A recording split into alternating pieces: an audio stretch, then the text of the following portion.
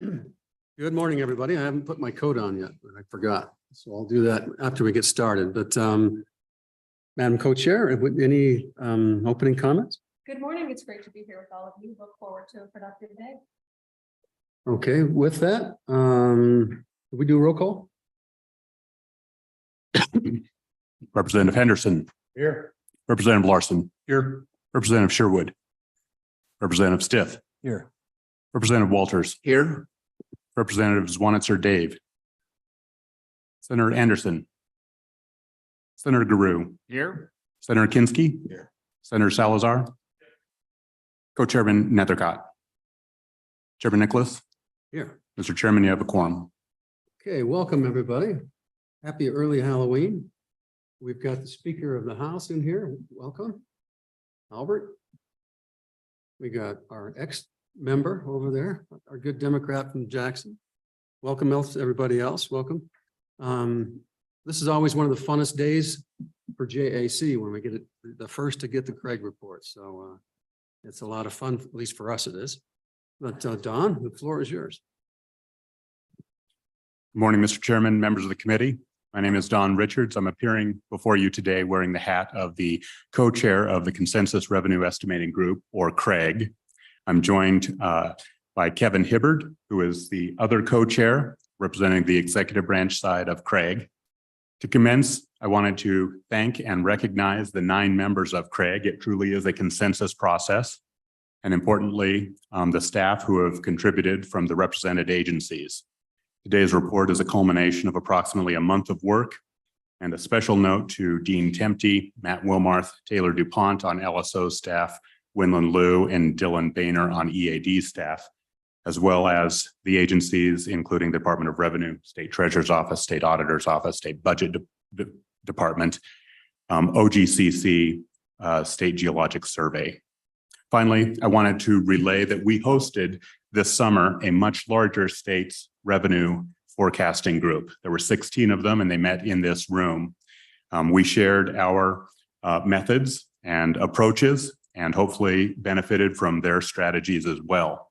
Our statistical modeling and transparency of our future forecast errors continues to improve, but I also wanted to recognize one unique aspect of Wyoming's approach that is not evident in other states, and that is the anecdotal discussions, formal and informal surveys by state agencies, county assessors, local governments, and industry. And on that industry point, I have yet to find another state that is as receptive as Wyoming is to reaching out and speaking directly with Wyoming's largest taxpayers. Their candid conversations and outlooks for their individual enterprises is invaluable to this report and is truly an unusual aspect of Wyoming's forecasting process. My gratitude to those individuals, as well as the legislators who often put us in contact with those industry leaders. With that, Mr. Chairman, members of the committee, the outline of my discussion today, I will discuss the bottom line of the analyses of our actual revenue as well as the forecast revenue. Then I'll walk through where that revenue is coming from so that you are aware of the elements that have been contributing the most and others might be lagging a bit.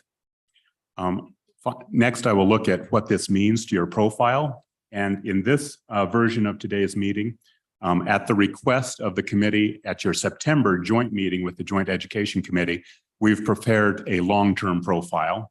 And in fact, we've prepared some scenarios under that long-term profile about 2 or 3 weeks earlier than we normally would. Normally, that product would be available in November. With that, Mr. Chairman, our fiscal year 23 revenues, and I'm referring on your green report to the top of page 2, little I. This is the cover memo. And I'll try to refer to the report. I jump around a bit, but nonetheless, fiscal year 23 actual revenues, that's cash on hand, exceeded our revenue forecast for the general fund and budget reserve account by $177.3 million. So that's not a forecast error, that's not a forecast of future revenue. That's actual cash in hand that exceeded our forecast. The next thing I would point to your attention to is to remember that for this upcoming general session, you will benefit from 4 years of fiscal revenue. Fiscal year 23 actuals, which exceeded the forecast. And then we have revised our estimate for fiscal year 24, the second year of this biennium, as well as 25 and 26. So the governor technically will have in all those 4 years increased revenues at his disposal if he chooses to make recommendations on all 4 of those years. Cumulatively, over those 4 years, on the top of page 2 little I of the cover memo, the total increase in the October Craig report is $429 million. It might seem like a bit, but that's about $100 million a year. 4 years worth ended up $400 million. Compared to our prior October forecast, this is a rather modest change, $100 million per year. A lot of money, no doubt, but we did not make significant changes to our forecast elements. In the near term, why did we miss in fiscal year 23? $177 million. Almost the vast majority of it comes from the natural gas prices last December and January. That was the precipitating factor for our miss. 80% of our miss on severance taxes is attributable to those 2 months on natural gas. We'll talk a little bit more about that later on, but that's where we missed. Going forward, our changes are predominantly in the area of sales tax and pooled income. We did not make significant changes on the mineral side. So the balance of that increase over the subsequent 3 fiscal years come from pooled income and sales and use tax. Specifically, our pooled income is the largest change. The second largest sales tax was increased by $110 million. Net minerals, and it includes increases as well as declines. It was $86 million of that 429. And then everything else combined was $50 million. That includes the spending policies on the permanent funds, as well as the assortment of other revenue. We are changing, I would say, to a little bit more balanced revenue. I'm not suggesting that the state's revenue is diversified by any stretch of the imagination. However, it is more balanced looking forward than looking backwards. Why do I say that? Our biggest change in this report is on pooled income. That's generally our cash in the state agency pool, the LSRA, the ARPA dollars. That cash is earning more. First of all, we have a little bit more of it. Our cash account has larger. But as you've probably experienced in your own lives, 18 months ago, you were earning little to nothing on your savings account. If you took that same money now and invested it in a 3-month treasury, our ARPA estimate, which has a cash flow component to it, is earning 5.6%. So we have about $500 million earning 5.6%. That has a material impact on the state's bottom line. I would also say it's probably one of the less volatile streams of revenue. It's not like natural gas prices, which changed over $1 in the past week. We could miss pooled income for 2 reasons. One, you could spend down your checking account far lower than we were anticipating. That's possible, but I wouldn't say it's likely. We have 20 years of history of a pretty stable checking account size. Secondly, interest rates could decline in the forecast period. However, even if that does happen, the state treasurer's office has developed a bond ladder, meaning not all of the investments are at 1 month or 3 months. Some of them are at 6, 9, 12, 2 years. So we would eventually experience those lower rates, but not in the near term. So we have a bit more stability with these other revenue sources. Flipping to the K-12 side of the profile, the numbers are about the same. First of all, I'll start off with the school capital construction account.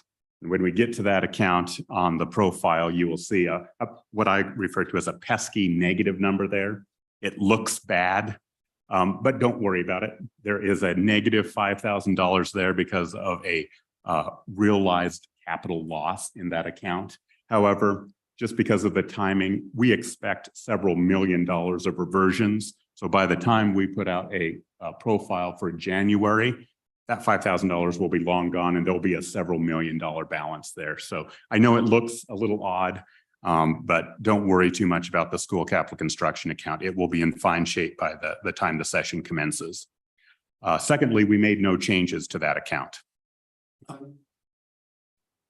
Just summarizing. Yeah, just summarizing, I'm actually moving to exactly page 5 of the cover memo. On the school foundation program, the actual revenue for fiscal year 23 exceeded our forecast by $218.9 million. So similar, not exactly the same size as the general fund, was 177 million. On the school side, it's 219 million. What was the source of that error? Again, the natural gas prices, and it came in three forms, really. The 12 mil, meaning the statewide mill levy, federal mineral royalties that are deposited into the school foundation program, and our recapture revenues, meaning the primarily revenue producing communities whose revenue for K-12 exceeds their guarantee. So all three of those beat our estimates. Again, that can be attributable to natural gas. There's one other significant error on the K-12 side, and that is something we will never get right. We are forecasting production and we were forecasting prices, and now in an odd turn of events, we have to forecast the timing of when companies will pay their taxes. The reason being is in calendar year 20 and calendar year 21, we shifted from an annual payment of mineral ad valorem taxes, remember the coal bankruptcy issues, to a monthly payment. Because of that shift, the legislature saw fit to avoid a double payment of taxes, and those 18 months of revenue could be paid interest-free over 13 years. Well, it turns out over half of the companies did not want to take advantage of the interest-free payment, and over 50% of that payment was already received in the last year or so. So we had anticipated that they would make 1/13 installments over the successive years. Not the case. Over half of them, just over half, have paid their tax liability off in full immediately. A couple reasons for that. Each company is different, but one, they've enjoyed some good prices, so they had some cash on hand. If you don't have the cash, you don't pay. These companies had the cash. Secondly, if you're looking for a merger or an acquisition, or if your shareholders care about the liabilities on your bottom line, you want to get those off your books. And that's what a number of the companies have elected to do. So those are the reasons for the miss. We're never going to get that right on the payment. That's just a stretch too far for us. What that does mean is it tends to lower the anticipated revenues over the next 13 years because we've booked that early. Get it right. In other words, it's because it's totally subjective on the parts of oil and gas industry. And so it doesn't really make any sense to forecast it because you don't know what they're going to do. It's not your fault. When you say you can't get it right, that assumes that there's something you're doing wrong. So. Yes, Mr. Chairman, I agree. It's kind of like capital gains. I just wanted to be very transparent. We don't forecast capital gains, and we're not trying to forecast. There are literally hundreds of mineral taxpayers. So before we go on, I want you to go back to the general fund and kind of put it in perspective a little bit, because a month and a half ago, we were talking about a surplus of roughly 164 million. And so just explain in layman's terms, the difference between that number and the current number, and how that number correlates to a 4-year forecast versus just the difference between those two numbers. Absolutely, Mr. Chairman, members of the committee. So I think you're referring to the discussions as well as our report in July, where we put out what is our revenue update. That was a pacing report for fiscal year 23. And it was in the neighborhood of $165 million of anticipated excess. The final number ended up at 177. So that 164 grew by about $13 million after everything is finalized. What that number did not anticipate or include was any changes to the forecast in subsequent fiscal years, 24, 25, 26. So that figure that was bantered around was only relative to the current FY23. And this report changes the entire forecast period. So we're adding about $250 million of additional revenue over the next 3 years based upon changes to our forecasts. Again, primarily investment income and sales and use tax, but I'll walk through the elements of what we changed as well. But that's kind of the explanation for that. Think about what obligations we have in the budget coming up. And after that, we're looking at roughly, like you said, maybe 100, maybe 75 to 100 million at most per year, in addition to what we have had in the past. Mr. Chairman, I believe that is correct.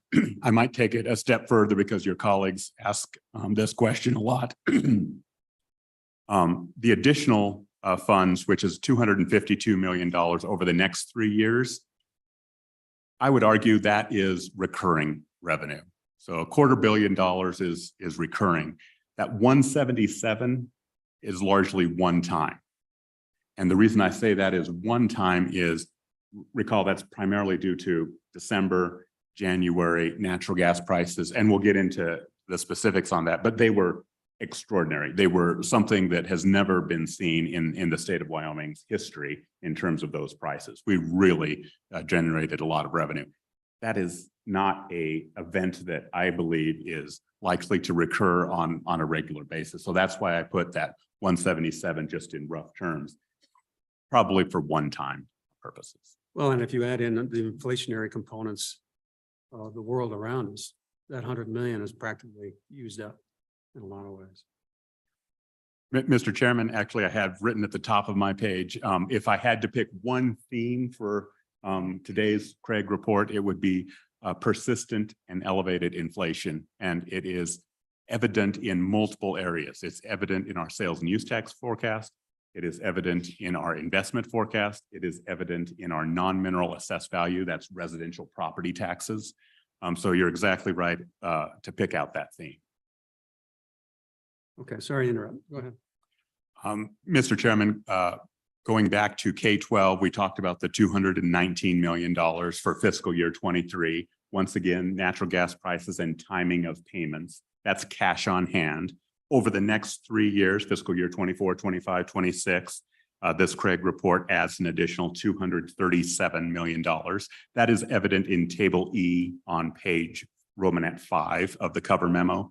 And you can see it's actually just where Co-Chairman Nicholas mentioned about $100 million.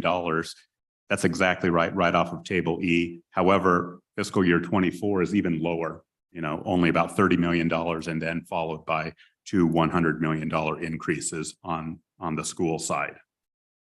When we get to the long-term profile, you will see that there's even more money available because the entitlements are going down, meaning local property taxes are also going up, which means the state's expenditures are going down. So in addition to having more money, I think a former co-chairman of this committee used to call it a double whammy. He mentioned that when it was going down, but the same thing is evident when property values are going up, you get a double whammy, meaning lower expenditures and more revenue. So when we get to the long-term profile, you will see values in excess of this $400 million on the K-12 side. Moving to the elements, I would direct your attention to Table 3 in the appendix. It's almost maybe 80% of the way through the report. It's titled Table 3, Severance Tax Assumptions. And the reason I like that as a good starting point is it demonstrates each of the major minerals in the state of Wyoming and what our current price and production forecast is. It looks like that. That's correct. Table 3. There in the back. 36. That's right. It's a No, it's table. this one. Yes. It's in the appendix. You got to go past all the page numbers. Okay. Table 3. So it's, About 4 pages past.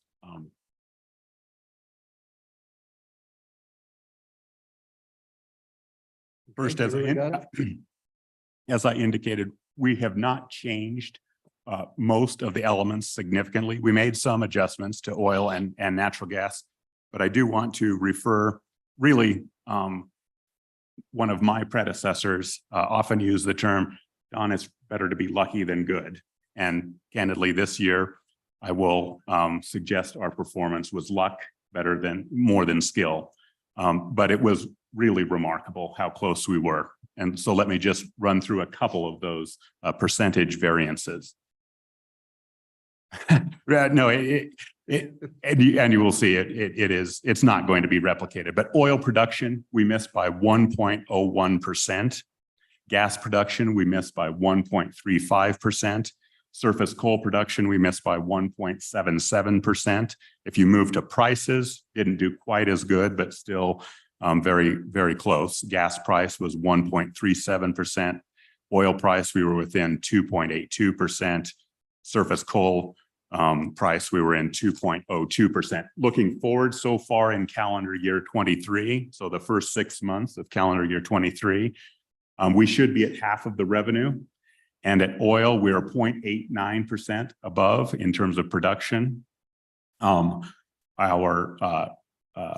gas price is quite a ways off, so I'll get to that. We're 47% off in our gas price.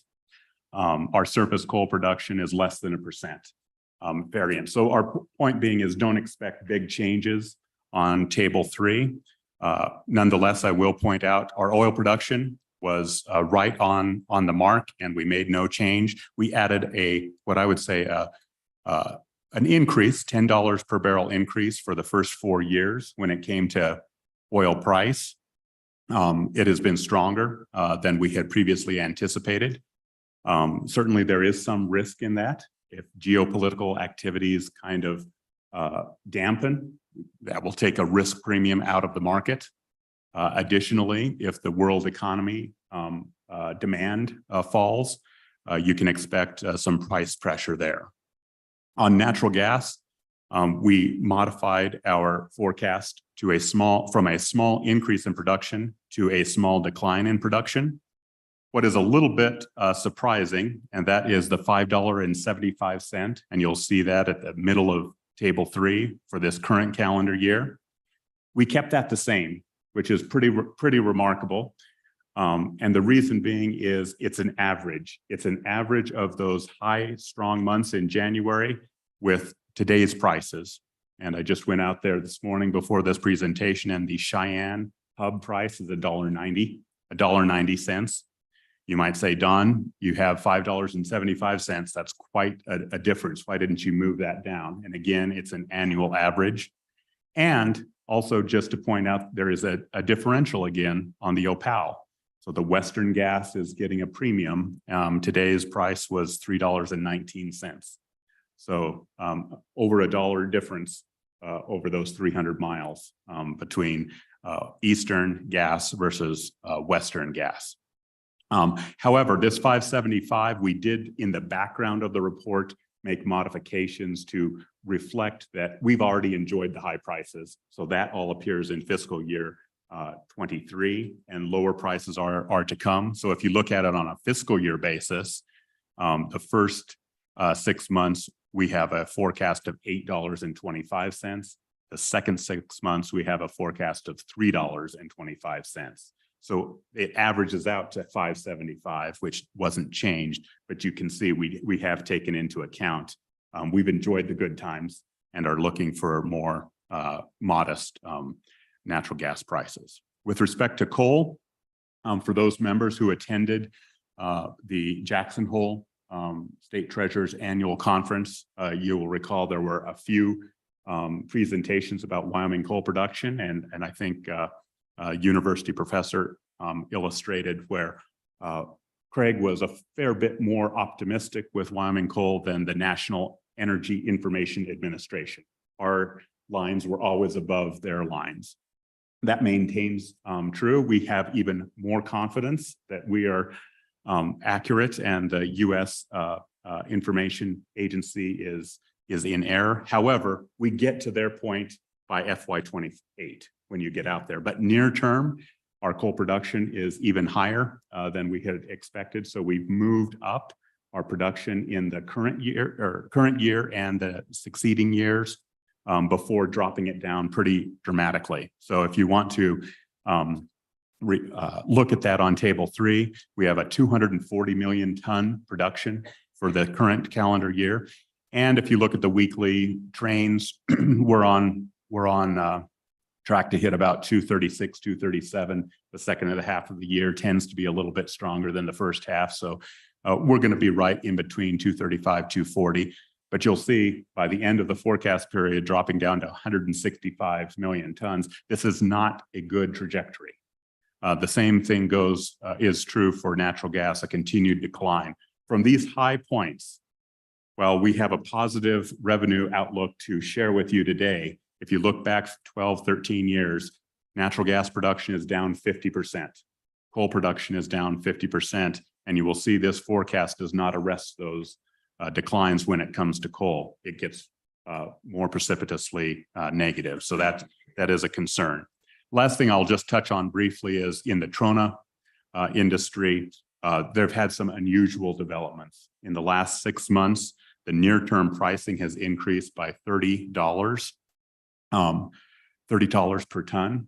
For the trona industry, that is very unusual. To have a 35% average increase in price over 6 months is something I've never witnessed. The current average, you'll see $115 per ton. We're not sure that the last 6 months is going to stick. So we have reduced that in future years.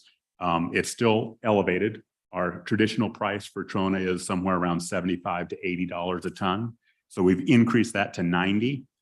But until we get more information, we're not going to base a 6-year forecast on 6 months. Yeah. So Don, from your investigation, what's driving that increased price in trona? There's a number of reasons. They are favorably situated when it comes to synthetic trona. Our main competitor is basically international or Chinese synthetic trona, which is very energy intensive. And we have relatively robust economic growth. So trona tends to follow the GDP.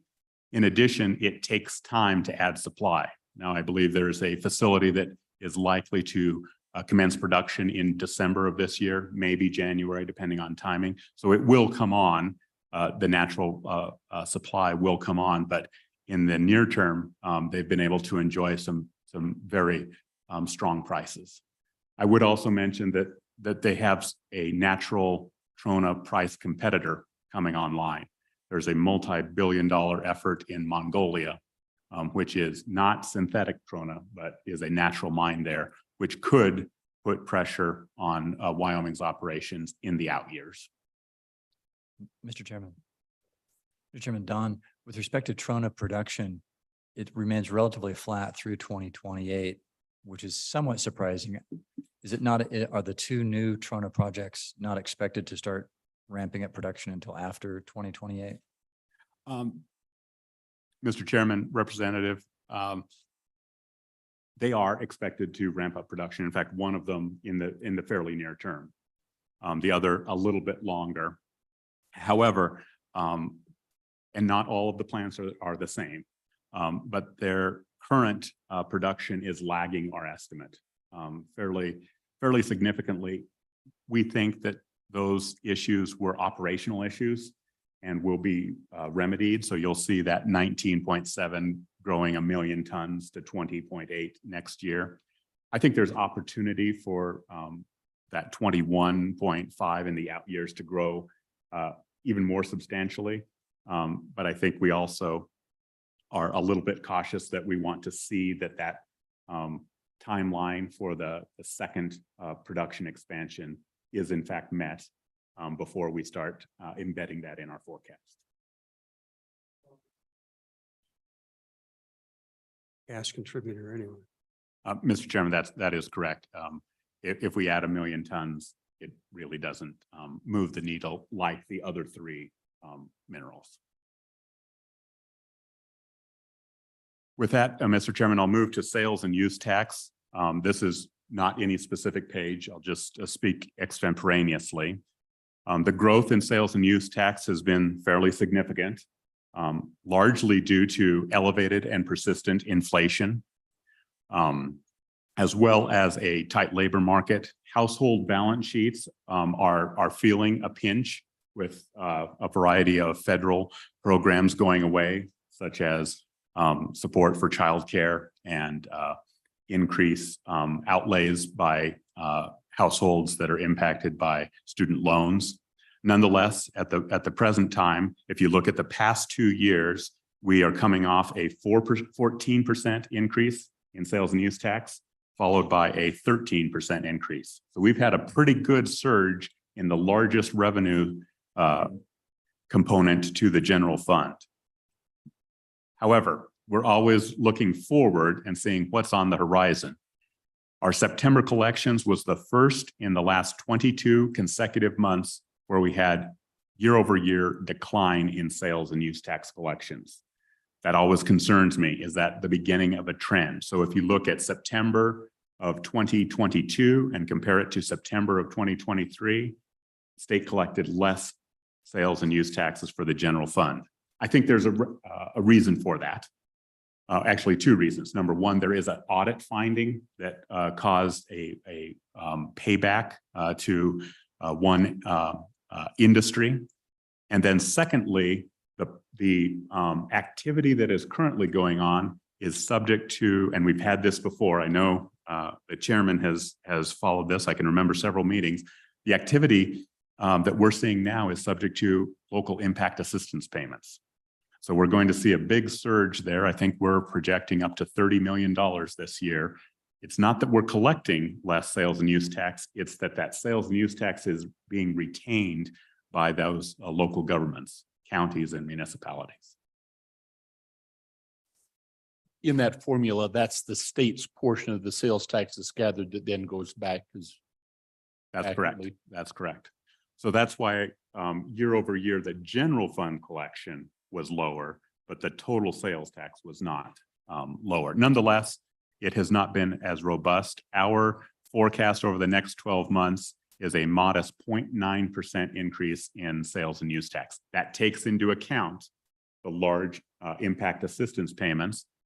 Craig is not in the position nor in the tradition of forecasting when or if a recession will occur. However, if you observe, the world or national finances and have some caution about the next 12 months and whether there will be a recession, I think our forecast of 0.9% is a relatively safe assumption. It could decline, and we're not projecting a recession, but we're also not projecting big increases. So Don, if you, Mr. Chairman, Don, if those impact aid payments are going out, that would suggest to us that there's growth on the horizon that would suggest also product or materials being sold, which would then replace that sales tax. Is that reflected there, or are you just not anticipating that sales tax resulting to that level? Am I making sense with that question? Yes, Mr. Chairman, Representative Larson. The big projects that are underway now are wind turbines primarily. They are fairly significant. But once they kick in, that formula takes most of the state share associated with all of the increase sales tax collection. So we're not forecasting significant increases in that area. I've spoken about the pooled income, but I'll recap my comments. Once again, stronger balances in our checking and savings accounts and higher rates. It is a particularly challenging environment to forecast bond returns.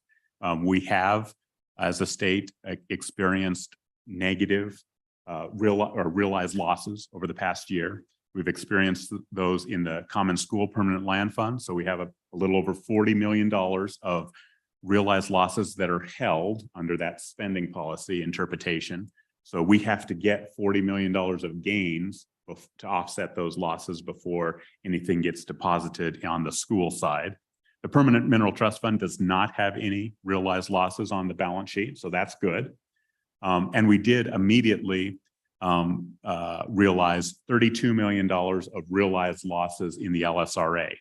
Those have already been accounted for in our forecast. And in fact, on page 2 of our profile, we note that because it's a non-permanent fund. So those losses are immediately booked into our general fund. So those have already been accounted for. It's possible looking forward that we both have gains and losses in the future, and those are not part of the Craig forecast. You know, I kind of wish that Patrick would be here to kind of address this, but perhaps you can, just from what the treasurer's conference, that this idea of losses and the revised Meyer rule and how we compared in our investment returns compared to the benchmarks that are out there is actually quite favorable. And we kind of forget that we went through a year of negative issues in terms of total return on for us and for anybody that was invested in the markets. So if you can just touch on that a little bit, just to give some background. Absolutely, Mr. Chairman. So, and you will be speaking to this issue tangentially this afternoon or tomorrow when it comes to performance compensation. The State Treasurer's Office has performed in excess of the benchmarks for 3 consecutive years. They've outperformed. But when you're looking at that, you're looking at total return. And when you're looking at Craig, you're looking at yield, interest, dividends, and realized capital gains. When you look at the total return that the State Treasurer's Office reports, that includes paper gains and losses.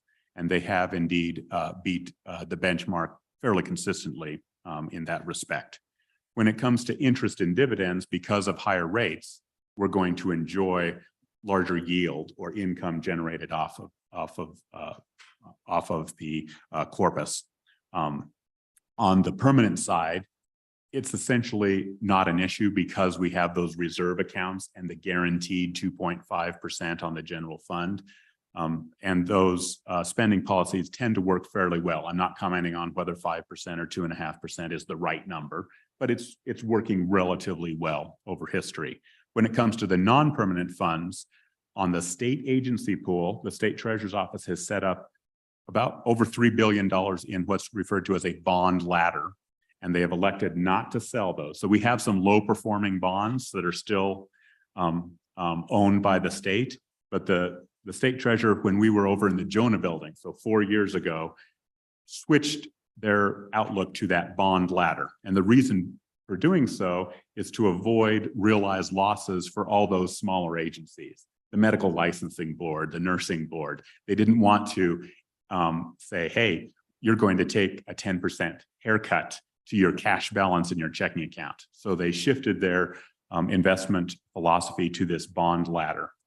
And we're not experiencing, I think there was maybe $100,000 of realized losses in a $5 billion state agency pool. It's almost insignificant. However, on the LSRA, as you know, that is invested in equities, that is invested in longer term fixed income assets, even some alternatives. And we are from time to time experiencing both realized gains and realized losses. And because that's a non-permanent fund, it immediately hits the bottom line on the general fund. Does that cover your inquiry? The next, we have 2 more revenue elements that I wanted to visit about. The other revenue, and that's all of the franchise taxes, insurance tax premiums, all of the cigarette taxes, liquor profits, all of the smaller revenue sources. We made some modest changes there to reflect last year's actual, but I won't go through those. What I will mention and turn it over to Mr. Hibbard if he wishes to comment on this is we did increase in fiscal year 25 and 26 higher revenue related to cost allocation. This is due to a more rigorous effort by the state budget department to charge agencies that are not generally funded. That's federally funded agencies or other funded agencies. Number two, to recognize that the state's cost recovery is subject to inflation. Again, a theme of this report. Things are costing more, so we are able to charge the federal government more for the enterprise services. I'm talking about legal services, human resource services, state accounting services, state budget services. And then the third reason is some structural changes that have occurred within state government through the consolidation of the human resources area in A&I rather than individual budgets. The budget department is able to charge back agencies like the military department, game and fish department for those enterprise services. So we've increased that by $12 million. And I'll pause there if Kevin, this is really his area of expertise, wanted to comment. Thank you, Don. The obvious nature of this was driven by the HR consolidation, also the occupancy buying of the Thyra Thompson. That's also cost allocated going from a rental situation to a state-owned building. Throughout the ARPA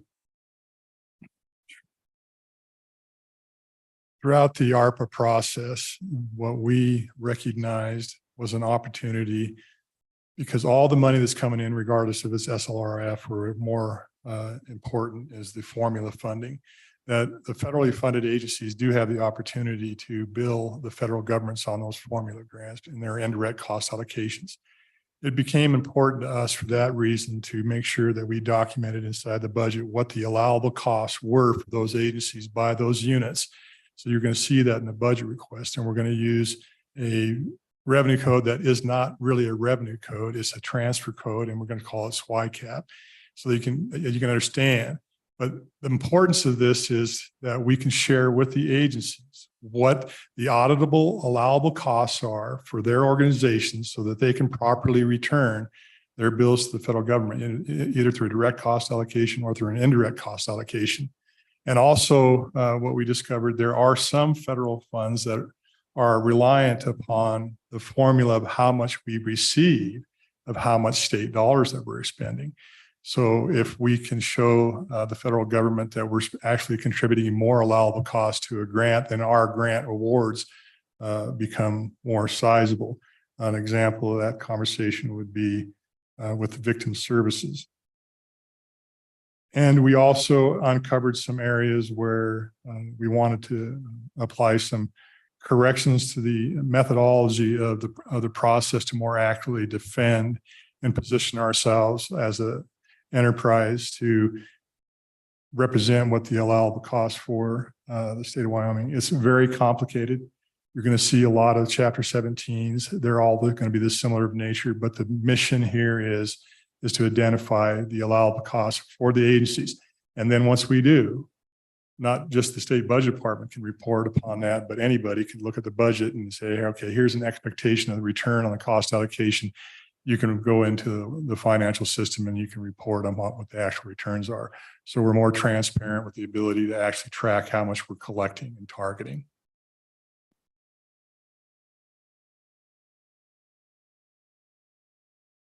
A general understanding of the overall impacts of ARPA and those dollars and in IGA as well.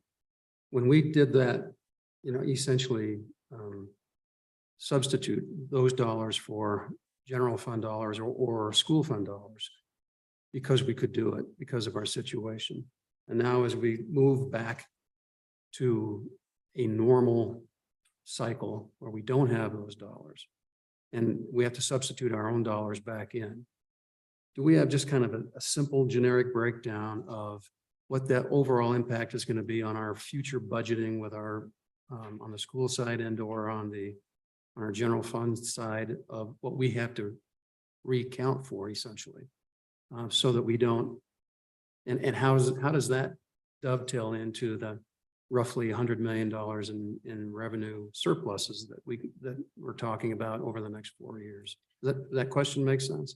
Yes, Mr. Chairman, I believe it is. I believe what you're speaking to is the ARPA revenue replacement, where the federal government, through our formula, allowed us to treat a portion of the ARPA dollars as if they were general fund. And we put those dollars in the Department of Health and the Department of Corrections, and they spent those like general fund dollars. That was what allowed us last year to save to the extent that we had, because we actually shifted that over, and then that became an opportunity for savings. In the profile that you'll see the governor release, it'll be back to normal.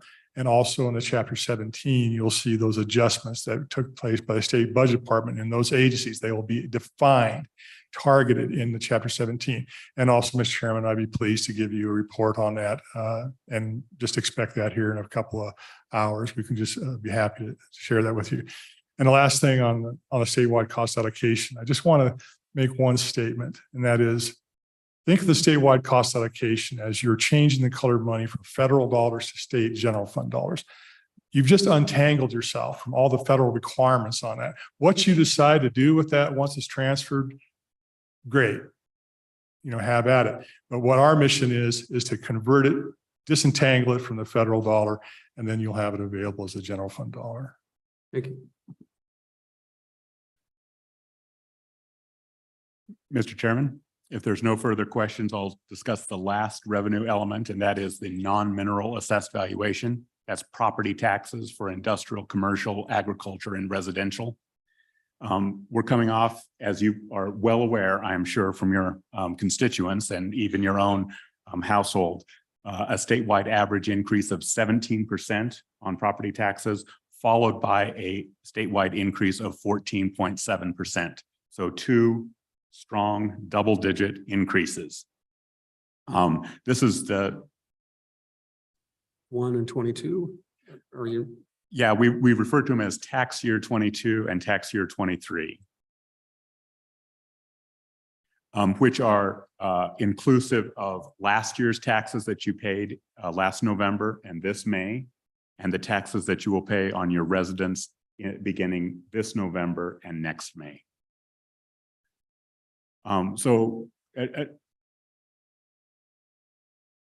That's the average across the state, because anecdotally we hear significantly different numbers in different locations. So, do we have a breakdown of that by either by region or by county? Is that? Yes, we do, and we can share with you the by county analysis, but I'm referring to page 31 of the report.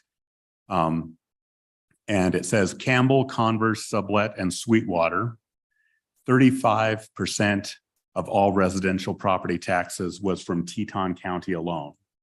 So that's illustrative of where these increases are coming from. However, I believe the vast majority, 15 of the 23 counties experienced double-digit growth.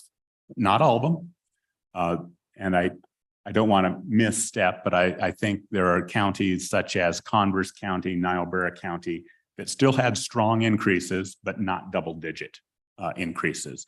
That kind of gives a flavor of where these increases are coming from. And there's no question that Teton County is a outsized leader in this area, followed closely by the northern portion of Lincoln County. So I would say this revenue element received the most robust discussion of the Craig members. We missed it last year. We had forecast 9% increase, which is a big increase for us. The traditional historical is somewhere between 3 to 5%. So moving up to 9%, several of us believed that was aggressive and risky, and it wasn't nearly risky enough, because the actual turned out to be 14.7. So what for next year? And I think there is a wide diversity of opinions, but nonetheless, we are a consensus group, and we landed at 5%. And so we're still saying that increases, but increasing at a decreasing rate.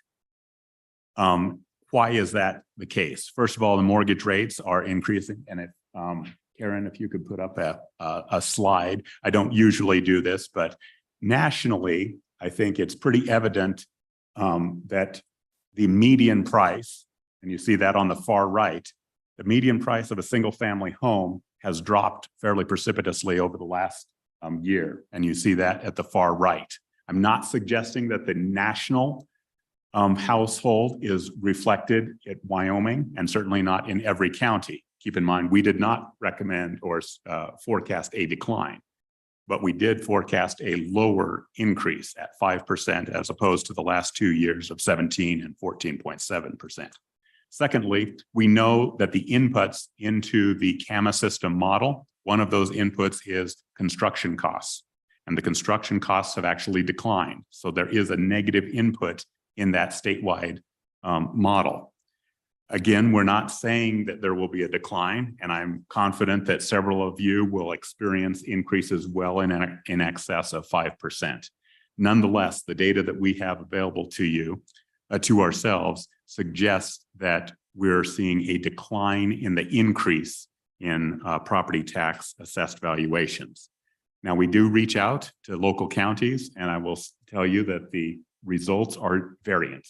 You're not experiencing the same activity in every county, and even within the same county, rural properties versus urban properties are seeing a different growth rate. Typically, the rural properties, ranchettes, are still commanding higher prices, whereas single-family homes in more urban or in the city limits are moving off of the peak prices of last year.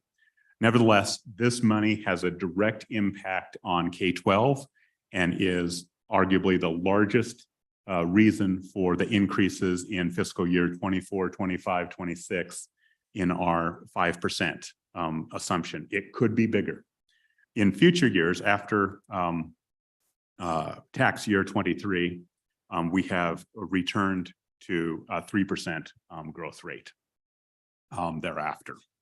So just wanted you to be aware of that. The next item I wanted to touch on is Appendix A, which the co-chair referred to previously, those 4 charts. Those are on page 35 and 36. This is a relatively new addition to our report, but I think it helps members to assess the risk of our estimates. The solid line looking, first of all, the shaded area is all historical information. Going forward, we have included the dotted line, which is this Craig report, this dashed line, I will say, rather than dotted line. You will see the solid line, which was last year's report. And then you will see a prediction interval, which bounds those. And you will see in all 4 of these charts, sales and use taxes, severance taxes, federal rental royalties, and assessed value, that our forecast line is in the bottom half of that confidence interval. That probably suggests we're not sandbagging anything, but if we miss, we want to miss on the low side. That's the way I describe it. And you will also see, like assessed valuations, that confidence interval is quite a bit more narrow than when you look at severance taxes or federal rental royalties. The confidence interval is substantially wider. And you will see that we have increased the forecast relative to sales and use taxes. And when it comes to the mineral revenue, some years are higher, some years are lower, but we essentially are hugging the prior forecast. And when it comes to assessed valuation, we have moved that up. And that is indicative of the 5% increase that I just spoke of. Those confidence intervals are 1 standard deviation, which is approximately 2/3 or roughly 70% chance that the actual number will fall somewhere between those 2 dotted lines. There's a 30% chance that you have a severe recession or a very robust growth, in which case we would be outside of those 2 lines. But this gives some indication of the risk associated with this year's Craig estimates. With that, Mr. Chairman, I'd like to switch to the goldenrod and then finally the long-term profile, if the committee is willing to do so over the next 30 minutes or so. Of course, I'll pause if there are questions on the green report or the Craig report. So, Dawn, this going back to sales and use tax, you talked about the impact that's had on the schools. Did we see a similar impact on locals as well to their bottom line? That's not reflected here, but I would think that would be reflected someplace in your studies. Excellent, Mr. Chairman, Representative Larson. I think you might have misspoke. It was the property taxes, not sales taxes. Yes. And they did. It is not uniform, as one might imagine. So when you take, just as an example, community colleges as one example, counties could be the same thing. Teton County, the city of Jackson, absolutely benefited and benefited in a strong way. So did Afton, Lincoln County, Park County, to a lesser degree, Sheridan County. There are areas in Goshen County, Torrington, Lusk, Niobrara County, who did not enjoy the same increases as their colleague counties. It is not a uniform increase, but on average, 17% increases to their county budgets, followed by 14% increases. So pretty healthy increases. Some counties had 30% over 30%. So compounded, you're looking at 65% increases in 2 years in some counties. That is not indicative of all counties. Switching gears to the profile. First of all, this is an excellent product prepared largely by Dean Temte and Matt Wilmarth. Nonetheless, I do find it a little bit unsatisfying this year. And the reason why it's unsatisfying is not the work, but what you only have on this current forecast or current profile is the current biennium. And the reason being is we can't add the 25-26 biennium until we get the governor's recommendations on November 20th. Then it becomes more meaningful about, okay, looking forward. And that's why we'll move quickly to the long-term forecast, which is inclusive of future biennium. Nonetheless, I do want to identify a few lines on the goldenrod or LSO fiscal profile so that you are familiar and maybe can visit with your colleagues. There are a handful of unusual activities. So on page 2, which is the general fund, I have to mention line 10, which is an investment income correction. You'll see $13.7 million, $13,671,000. That was an error put in the fiscal year 2022 ending balance by a state agency, posted income incorrectly. Now, the state auditor and the CAFR, they don't care about it because it is an account that is considered general fund to general fund for CAFR or ACFR purposes. So you won't see any correction to any of our audited accounting statements. Unfortunately for us, we use the cash balance of the general fund, and this transaction was posted to an incorrect account in June of 2022, identified in August of 2023. So we have to correct ours. So we have done so there. Line 15. Question is, why did it lie under the rug so long? That's just, I'm curious. It was identified by the agency with the error. It was not identified by state auditor's office or any external independent auditor. And I think largely because when you look at the general fund as included in the ACFR or the state's accounting statements, it's inclusive of all of those little funds. It's not just the general fund. So it's not something that they would look for. It's important to us, but Well, it's probably we're the only people who care. It's important to us because we have $13 million less than we did last week. Sure, sure. You can see the net impact of the increased revenue on line 15, and that is a significantly smaller transfer from the budget reserve account to the general fund. So you'll see a change there. But essentially, all of the expenditures and appropriations are going to remain the same, with the exception of line 28, which is the spending policy. And the spending policy did increase for a couple of reasons. Number one, we generated more revenue than previously anticipated in FY23. And then the corpuses are growing. So the 5-year average, that market average, is also growing. So the spending policy moves up a few $1 million each year as well. Those are really the highlights on page 2. On page 3, the budget reserve account. What I like to do is circle line 12. Line 12, column F, is a $306 million. I'm rounding, $305.9 million. In my world, that's the most important number of the day. And the reason being is that's how much excess revenue is in the general fund and budget reserve account on June 30th forecast, and it gets automatically moved to the LSRA, and that's evident on line 33.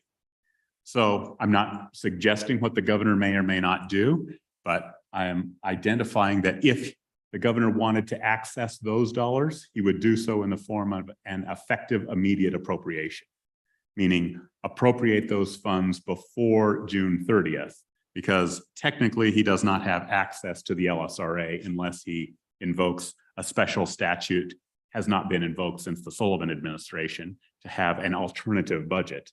That he can't recommend appropriations from the LSRA, but he can recommend appropriations from the budget reserve or general fund, and he certainly can recommend effective immediate. So Don, just to kind of fill out the rest of that, I think we were looking at documents yesterday that you sent us that has the balance of the LSRA at 1.7. Is that with or without those 3? It is with that, Okay. and that's a great point. So if you drop down on line 46, you'll see that 1.7 million. Oh, billion, excuse me, 1.7 billion of the forecast cash balance of the LSRA. To the extent the governor elects to spend that, he would be spending down that forecast balance. I would also mention that that 305 is not all from this revenue forecast. If you move on line 12 immediately to your left, when you left town in March of last year, you left $108 million on the table, if you will. So this is increased by about 200 million. And if you kind of do the math, that's the 177 plus the $29 million you get around that 200 million. There's a little bit of reversions and other stuff, but that's the $200 million increase. So Donna, just trying to reconcile my mind that 108 is what we thought the LSRA would increase when we left session. That's exactly correct. Yep. And oftentimes you don't run that down to 0 for a couple of reasons. Number one, we could have missed our revenue forecast the other way. We have in prior years. So that provided you a little bit of a cushion. In addition, when you left town, the governor made some vetoes that you were not aware of. So, for example, the Riverton State Office Building, he took $10 million out of that, just as an example. So that 108, you didn't know what that number was when you left. It was around 100. Okay, moving down to the SIPA account, you'll see a balance there of 2 million rather than the 1.3. There's not a lot of money left there, but that is before it gets replenished for FY 25-26. When that gets replenished, you'll have another $111 million. That is again subject to governor's recommendations. This account was set up for one-time funding. Historically, it's largely been used for capital construction. There have been some other ETS, one-time computer systems, that he has recommended out of that. 111 for next year. It's a biennial, 2 years, yes. Moving to page 4, this is the education page. You will see pretty substantial increases on line 37. This comes about from both increased revenues, which I've spoken about, as well as some reduced entitlement payments. So you have lower forecast appropriations, which are identified on line 35 that have decreased by about $110 million, as well as increased revenues. So if the forecast proves accurate, $660 million would be the cash balance on June 30th of 2024. That's about a $340 million increase over the biennium. So is that increased revenue, that's investment and does not reflect the property tax? Property tax goes local, is that correct, to school? Mr. Chairman, Representative Larson, it's all in. All So, in. and it's mostly natural gas.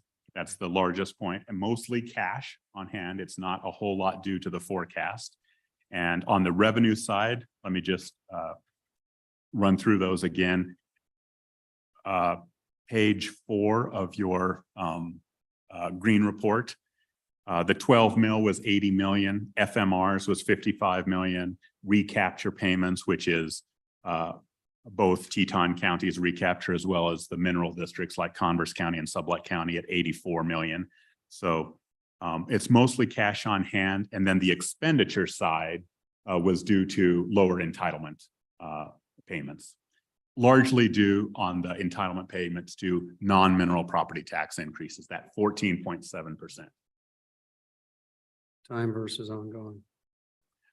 Mr. Chairman, that's an excellent question. I can get a more precise estimate, but I would say 2/3 one time, 1/3 ongoing. Why do I say that? 2/3 of it is that revenue dating back to the natural gas phenomenon last winter. 1/3 is non-mineral property tax increases, the Teton County to your residential property that is ongoing. And I can precise that, but that's a rough. Would you, just make it up? Yes. The school capital construction account, no changes to revenue. We have that pesky $5,000 of realized losses. Again, don't worry about that. It will go away once we get some reversions. You'll also note that this is the last year of the school capital construction account due to Senate File 66, which you adopted last year. School capital construction account will go away and it will roll into the SFP above. And then you have the school foundation program reserve account that has increased relatively modestly, $13 million. That's two reasons. One, higher severance taxes than previously anticipated. Remember, it gets a portion of that over the secondary cap. And then also you'll get a little bit of an increase. I think it's maybe $4 million or so from the very complicated deposit into the Common School Permanent Land Fund from last year. That's the portion of the $1.4 billion that you put into permanent savings. You capped it at 300 million and change, and anything in excess of that got deposited here. And we're running a little bit ahead of our forecast for those deposits. So that's where you'll find those increases. On page 5, the spending policy reserve accounts, you deposited funds in both of those. We have slightly higher forecast revenue, so you will end up with a slightly higher than expected balance on both of those accounts, but relatively modest, $20 million increase in one and $3 million increase in the other. The ARPA plan at the bottom of page 5, these funds have been fully or nearly fully appropriated. This is your last year to appropriate these funds. They must be obligated by December of 2024. So you get one more bite at this apple. In addition to the $600,000 that has not been appropriated, there is what I will refer to as reallocation of previous appropriations, which Kevin referred to at your July meeting. And that is some of those funds cannot be spent for the purposes for which they were appropriated in the timelines and for the intents that were designated. And you'll have some governor's recs on that. Mr. Chairman, we'll talk about it tomorrow afternoon, but I'll just hit this real quick. Expect a governor's letter to advise you of what we believe that is going to be unspent or unobligated with the governor's recommendations for redeployment, so that we can get the ARPA funds redeployed. It has to be obligated by December 31st of 2024. So we're under the gun, and naturally, I would recommend that whatever we do redeploy, we do it in a flexible nature so we can ensure that we take advantage of those funds. And there'll be some other comments coming along that line. Kevin, some of these funds that you're talking about, of course, as we refer to as being unspent, we're committed, but for various reasons, not being able to get work done, not being able to make materials, whatever. Is that correct? And then we've informed, how's that process go? Is there a process you ask the entity where you add on this and they voluntarily say we can't get it done, or how does that process work? Recently, the governor's office issued a letter to the agencies notifying them to provide us what will go unobligated and unspent for all of the different reasons. It's very important that we identify that. And then the governor will make a recommendation on what he believes that will be, and he'll make a recommendation on how to best use it. And I'm just stressing that it's going to have to be flexible if we expect to actually get it obligated and spent. Mr. Chairman, Director Hibbard, I didn't hear a number there. Do you have an estimate of how much money we're talking about? 30 to 60 million. That's the ballpark right now, and we're working hard on developing what that is going to be.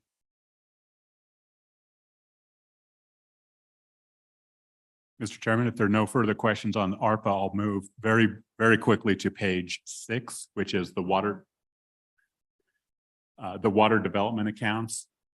You'll see each one of these accounts has some improved bottom lines, a few $1,000,000 each. This is not unexpected. The reason being is largely reversions.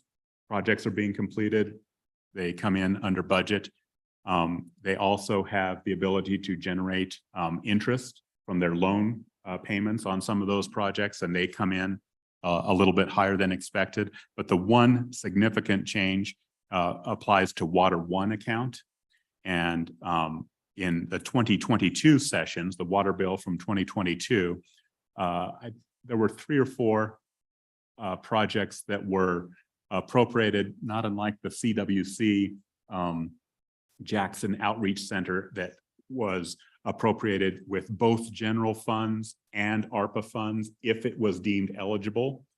There were several or a handful of water projects that had that same language associated with it. And you will see on line 24, indeed, $5.59 million of water projects were picked up by ARPA funds. So the Water One funds were not necessary. And that's a big reason why you have a $10 million balance in there rather than a $0 balance. The funds came from a different source. Lastly, I'll mention page 7. We add this page both in the January CRAG as well as the October CRAG, and it illustrates where the differences are year to year. So you can say, okay, the general fund sales taxes were up $59 million, severance taxes, $9 million, investment income, et cetera. You can also see even as discrete as parimutuel revenues to the LSRA are amended. To the chairman's point, on lines 37 through 42, I think he had inquired about, where is this money coming from with respect to K-12? And you will see investment income, pretty modest contribution, but then the next 3 lines, FMRs, ad valorem, and recapture, that's primarily mineral income. And then on line 45, you'll see a reduction in expenditures of $100 million, $111 million. That's really a reduction in the entitlement, as well as some other issues, but that's largely reduced entitlement payments. That kind of concludes the goldenrod, but I will shift to the long-term profile. I think it may be useful for your discussions in the next 2 days. And we've taken the liberty of giving you the baseline forecast, which is the first one. You should have 3 of those on your desk. Is that accurate, or do you just have one? Three of those. The first one is titled October 2023 Long-Term Revenue Expenditure Forecast.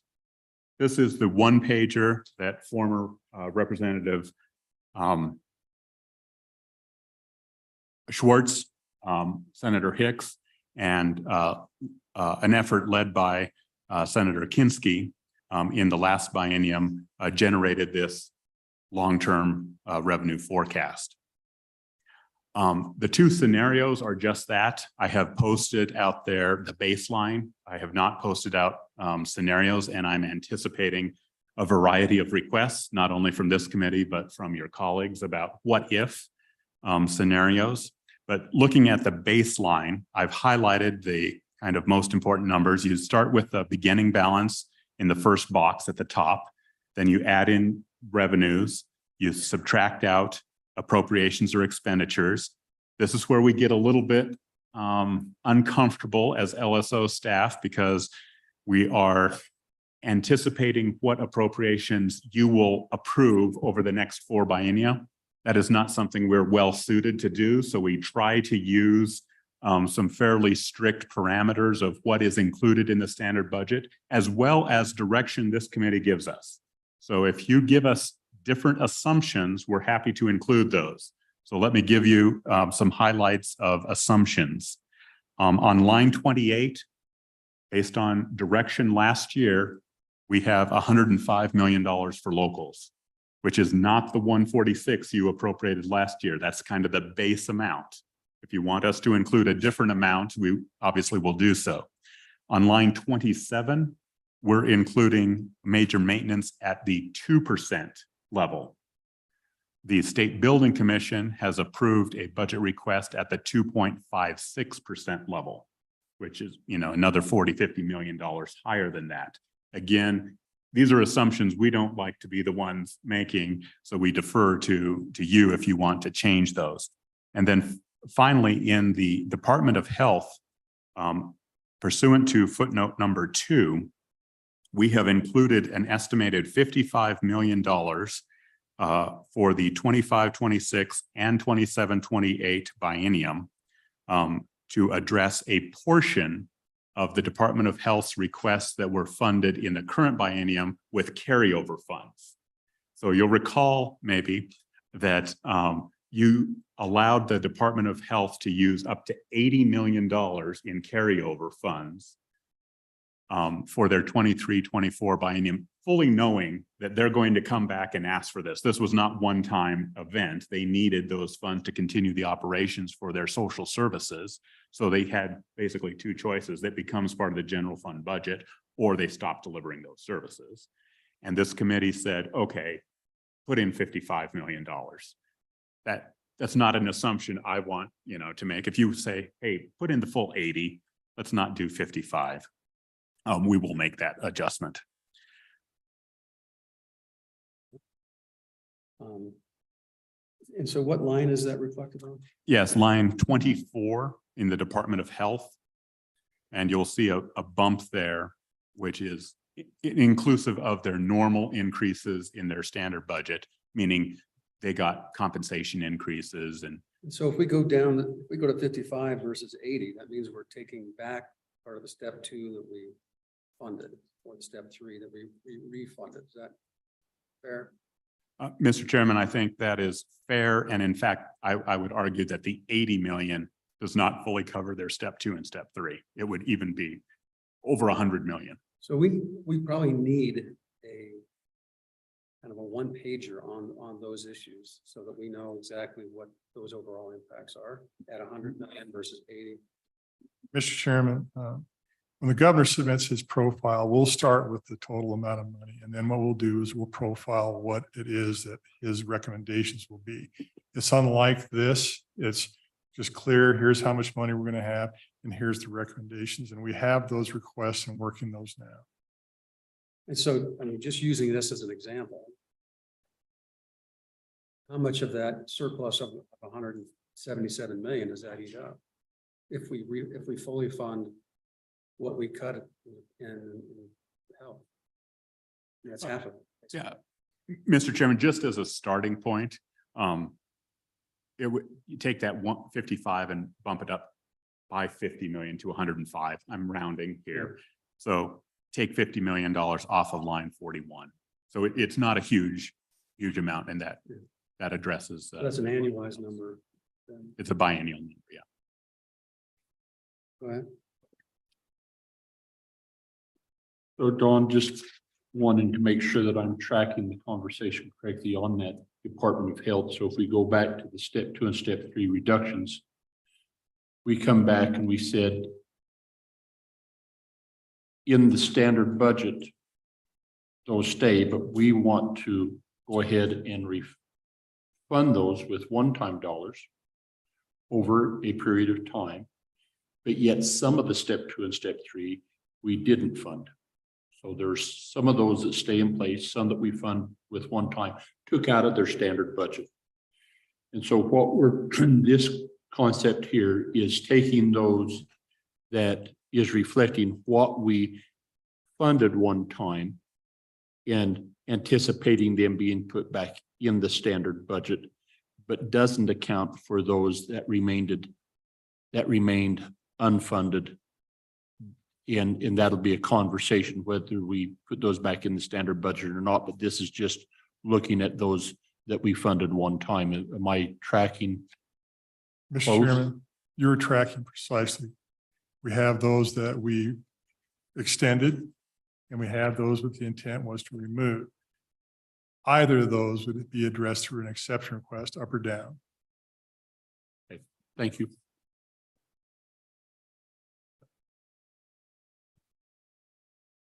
Conversation that 80 million or something is really reflecting on those that we did fund temporarily. Yes, Mr. Thank you. Chairman, yes, this profile will act different than that of the governor's in the fact that this is not in accordance to the actual exception request and the total amount of funding.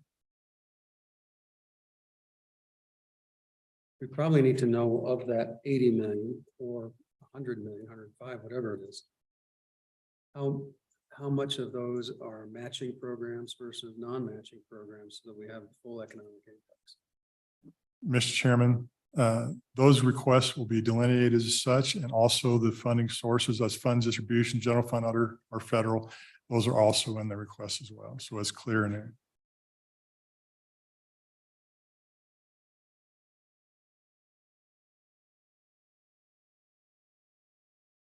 Mr. Chairman, dropping down to really the bottom line of all of this, if you, well, before doing that, let's talk about the school foundation program, lines 33 through 37.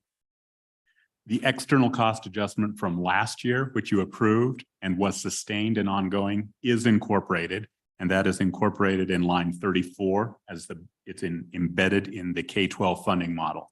However, the ECA that you discussed and that the Joint Education Interim Committee will be providing you a recommendation of during this meeting is not included in this forecast. So that, I believe, is $68 million, and that would be an annual figure. It would be $68 million for both years of the biennium for 25, 26, as well as 27, 28, presuming that ECA is sustained and not one time. With respect to capital construction, on line 38, we have incorporated the School Facilities Commission full estimate. I believe that full request was $165 million. This does not incorporate any action that the committee to which you, many of you joined yesterday to observe. Any action that they took at the end of the meeting is not incorporated in this, but the full commission's request is incorporated, and that would appear on line 38. So let's talk a little bit about the bottom line here. And it's important to note that line 41 and 42 are interpreted differently. Line 41 is a biennial number and it's replenished each year, whereas line 42 is a cumulative number, meaning the balance of the SFP carries over each year. Let me restate that again. The $305 million of the general fund in column A, line 41, if it is not expended through governor's exception requests, will drop down into line 45, and it is already incorporated in that $1.7 billion. In line 42, the school foundation program, that account does not get swept at the end of each biennium. So that $600 million moves over to column B and grows by 400 million to $1 billion. And then it grows again by 200 million, 276 million in the final year. So 42 is a cumulative line, 41 is a swept every biennium line. So what does this mean? The governor, if he wanted to spend down everything, has about $868 million at his disposal, meaning the 305 in column A, if he wanted to make effective immediate requests, plus the 563 in column B. Oh, yes, and that is inclusive of the 55 for the Department of Health. Mr. Chairman. Mr. Chairman. So that's a combined amount with the SFP and LSRI. You're still all on line 41. Mr. Chairman, I'm just talking about the general fund side. Go ahead, Representative. Mr. Chairman, so Don, not so many years ago, we were projecting a structural deficit in the school foundation program of say about $250 million a year. And now it looks like there's about 250 million a year extra. If someone on the street said, well, how did that happen? Is the big picture answer that we've had just better mineral revenues and also increased property tax receipts? Is that the big picture answer? Mr. Chairman, and I will ask if Matt Wilmarth wants to supplement or correct anything I say, but my response to that question would be the largest contributor is the non-mineral property tax to that 250, with a supporting role of investment income and some mineral income in the form of state royalties. That would be my maybe 80-20. And Mr. Chairman, if I might add, I think the one-time infusion of those deferred mineral tax payments that were received this year is a substantial reason why that starting point at the end of this biennium has grown so much as well.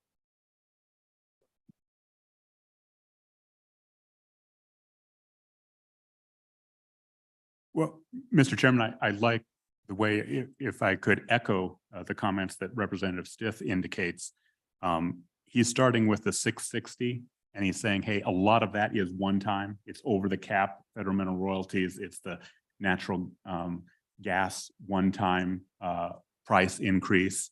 But then going forward, he's doing the math in the head and saying, hey, it's increasing by 360 million and then another 275 million. So you flipped from a $250 million deficit to a 250 million, I'm rounding, surplus.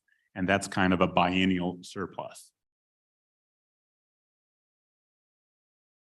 Mr. Chairman, you're going to have two opposing forces. So to the extent property values don't decline, which is very rare to have residential property values decline. It has happened 6 times in the last 50 years, but it's rare. That is a supportive revenue stream. The pressures against it on the other side is declining natural gas, coal, and potential for volatility in oil. So you have. And the other is reduction in property tax. Which is possible. Yeah, statutorily reduced. Oh, yes. So none of these anticipate any changes to the tax code, including the initiative that is currently being circulated. We will probably need a chart that gives us if the current revenue bill passes as is, which is I think a 50% reduction, and what that impact is on the revenues just so everyone knows what the full picture is. And maybe even we could do a graduated one, so it's 50%, it's 25%. Or just so we have a full, I presume that's kind of already been done. Mr. Chairman, it is. So let me just jump to your scenario 2, and we can make a scenario 3 or whatnot. But and this is the last thing I'll comment on. But you have before you a scenario 2, which starts to include some of these what ifs. So we included, and you might not agree with these assumptions, right? You can create your own. This is a starting point for discussions. And I've highlighted the assumptions on the back of the page so you know what the changes are. We've included sustained ECAs, meaning not only would you approve the ECA that is before you today at $68 million a year, and it continues, but there would be continued ECAs in FY 26, 27, 28. I know there's a recalibration going on there, but just assume an ECA level. We assumed a smaller than the 68 million because we have elevated inflation right now, so that might not be the same level. And you can see the amounts we picked. It's from 40 million to 50 million per year, all of which are sustained. Secondly, we put in an assumption of $160 million per year, not per biennium. Given yesterday's conversations, you have some rather large capital construction projects in the potential pipeline for high schools around the state. So we added that in there. So This says biennium. so Am I you're reading that wrong? It's number 7. yes, number 7. So you have the 165, which was the request, followed by the second sentence. We added an additional 165. Thank you. So it works out to be at 165 per year Okay, thank you. Or just next. for all 4 years, 25, 26, 27, 28. You may not, I mean, that may be too much money. I don't know. Well, if it's 4 high schools, that would be 800 million. Right, right. I don't think it's an unreasonable estimate. You may not agree with it. And that may not be the will of the legislature, but we have to put, to your point, some scenario in there. This does not include the tax payments, but we could make a scenario 3 with the tax payments. But you can see here, SFP before the transfer on this scenario 2 in column C, you used to have 1.3 billion. Now you have 394 million. So you've dropped that down pretty dramatically. I think the best way to describe this is also echoing a former legislator who indicated you can do a lot of things, you cannot do everything. We have modeled the tax reductions. It does not work. You cannot have sustained ECAs at the level that is included here, $165 million in capital construction, and the highest level of tax reductions that are being contemplated. I'm not saying you can't do substantial amounts in each of those categories, but you'll have to balance off, okay, maybe a little less on the capital construction, a little bit more on tax reductions, or whatever your preference is. That, Mr. Chairman, I know I'm running a little behind, but I thank you for your time. Further questions for Don? Senator Sullivan. Thank you, Mr. Chairman. Don, can I go back to the Craig report? I wasn't able to write down the property tax average increase for 2023. Do you have 22 and 24? Can you give me some of those numbers again? Yes, so Mr. Chairman, Senator Salazar, the tax year 22 was 17%. Tax year 23 was 14.7%. And tax year 24 would be a projection. We don't know that, but our projection is 5%. Thank you. We may be wrong. Thanks.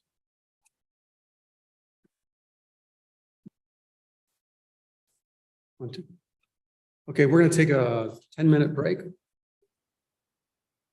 We got to digest this and we might have questions when we come back. We'll see.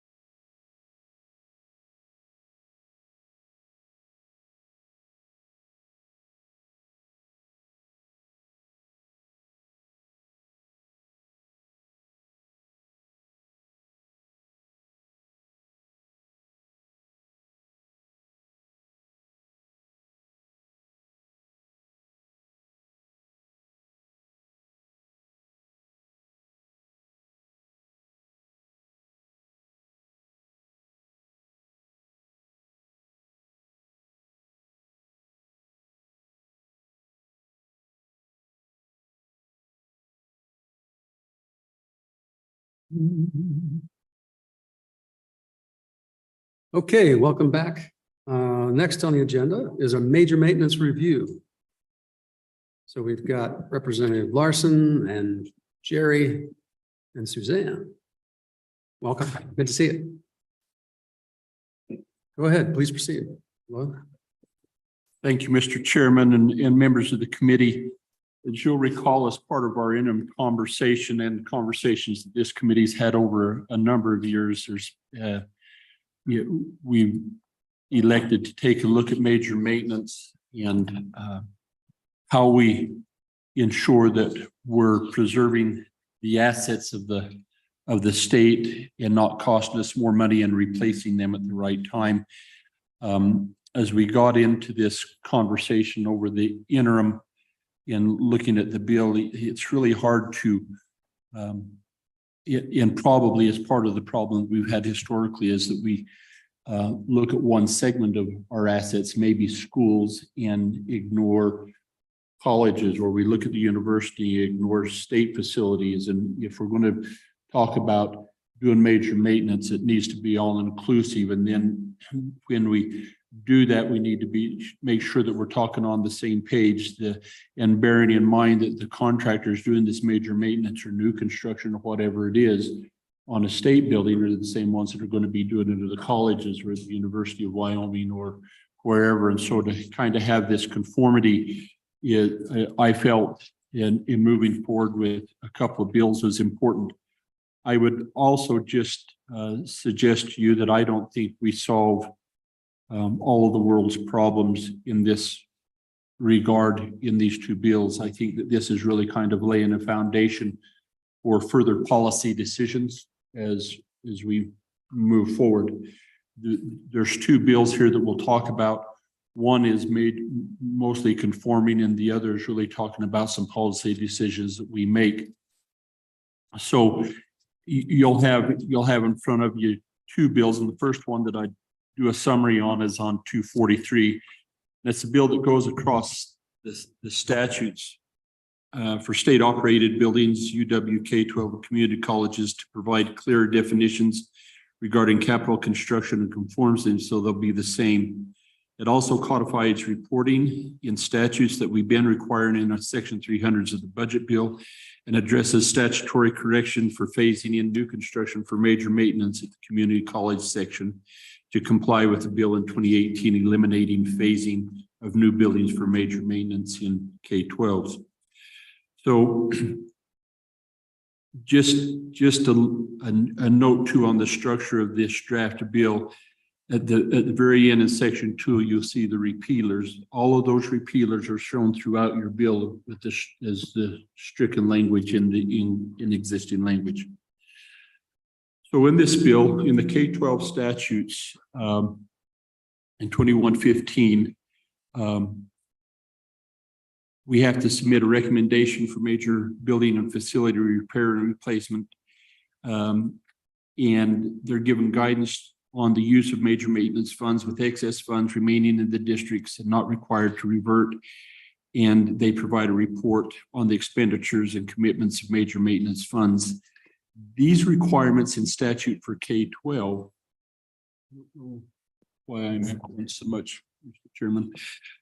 These requirements are in statute for K-12, but they're not in for, as I mentioned earlier, for UW community colleges and state. And we've been doing that in the budget bill. And so on pages 9, 10, 11, and 13 of the bill, we codify that reporting requirement in statutes and alleviate the need to do that reporting requirement in the budget bill. This bill takes the term for capital construction in 923001 and adds sub definitions in 923001 as the Department of Construction. Mr. Vice Chair, I think because you're reading from it, you're going too fast and you're losing us. So I think you're going to slow this down and take your time with each one. I'll do that, Mr. Chairman. Yeah. Thank you. So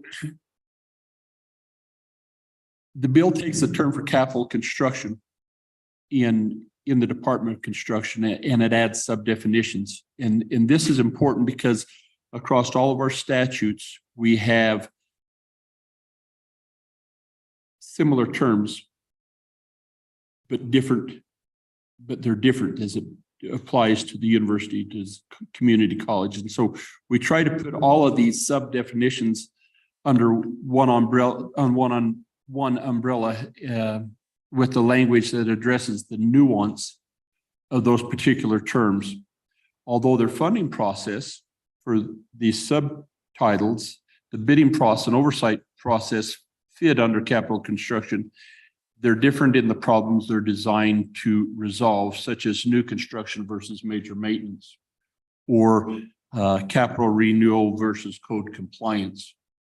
That all has a capital construction component, but what they're trying to do addresses different things. The intent of this exercise is to add clarity to help agencies and contractors alike avoid the confusion that comes with multiple definitions for the same term. For example, in as we were putting the bill together, the term for major maintenance was found in section 21 and section 16, all similar but different. We ended up using a modified version of the K-12 language. Conforming these definitions take up the majority of the bill. It's a big bill, 38 pages. And the majority of that is we take all of the definitions and put them in 3001. Then we have to go back and amend those statutes from whence we gleaned them, or from where we took them.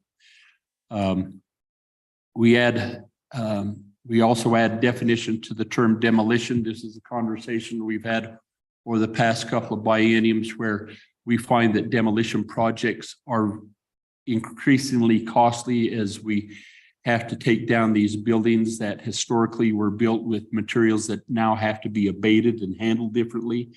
And the process for demolishing a building is almost as complex now as building a new building. We have to design, engineer, and do that. So we're putting this demolition component in there to make sure that that's part of capital construction. Likewise, we codify the requirement for the Department of Construction on page 8 in reviewing and recommending capital construction projects to review and recommend land acquisitions. We had that this year as we talked about the Riverton office building and making recommendations to the State Building Commission on what we should do. That's not in statute, and we codify that. You'll notice on page 3, we have this term for capital renewal.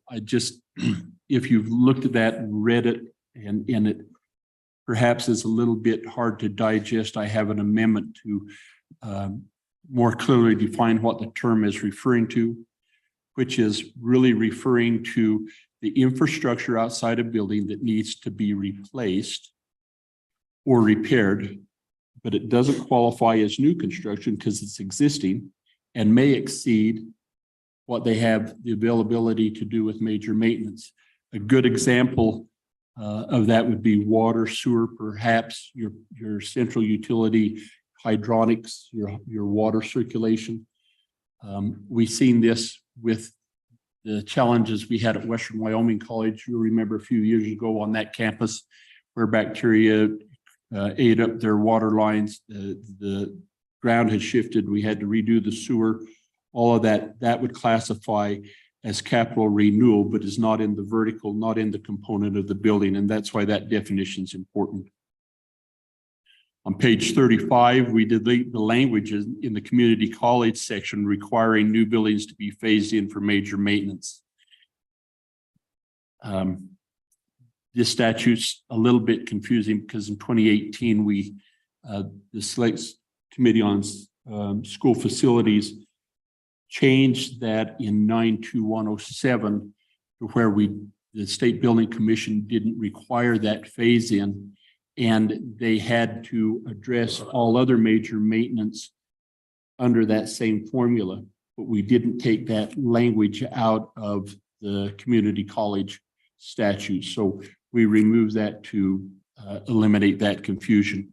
On page 38, we also talked about a problem in 166102 regarding the preference of resident contractors.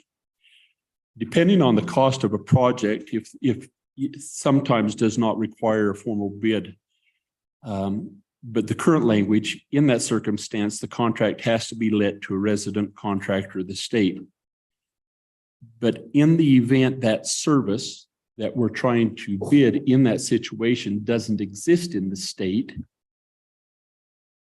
they then have to give it to a resident contractor who then goes out of state to get an out of state contract to do it, and just adds to that the cost of doing that. So if that we change that to allow the agency to go out of state if a resident contractor can't do that. An example of that might be swimming pool repair.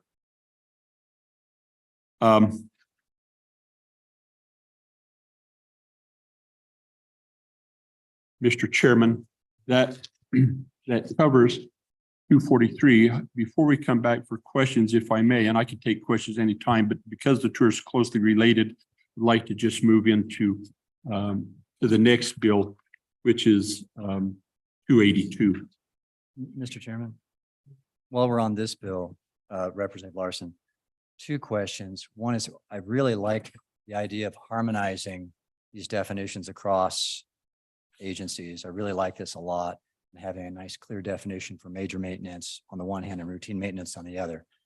But with respect to those definitions, what struck me when we looked at the spreadsheets in July about major maintenance, it struck me that there were a lot of relatively small expenditures that were categorized as major maintenance. So I think of it as the broken toilet test.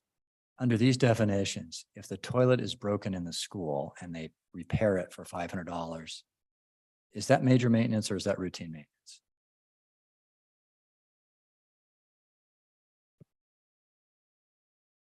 My opinion, and that's kind of getting into this second bill I would want to get to, I would think that that would be a routine maintenance item.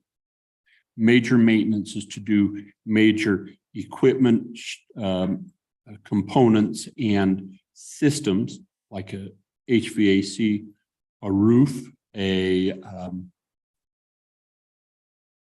upgrading electrical for code compliance, something like that might be more major maintenance. And it has a life cycle. I think that would probably be the important part of that, is these systems would have a life cycle that is less than the overall life cycle of the building. And you anticipate that they're going to have to be replaced, and you kind of shoot and save for the time, knowing that in 15 years, you're going to have that HVAC system is designed to last up for 15 years, and you start planning for that major maintenance.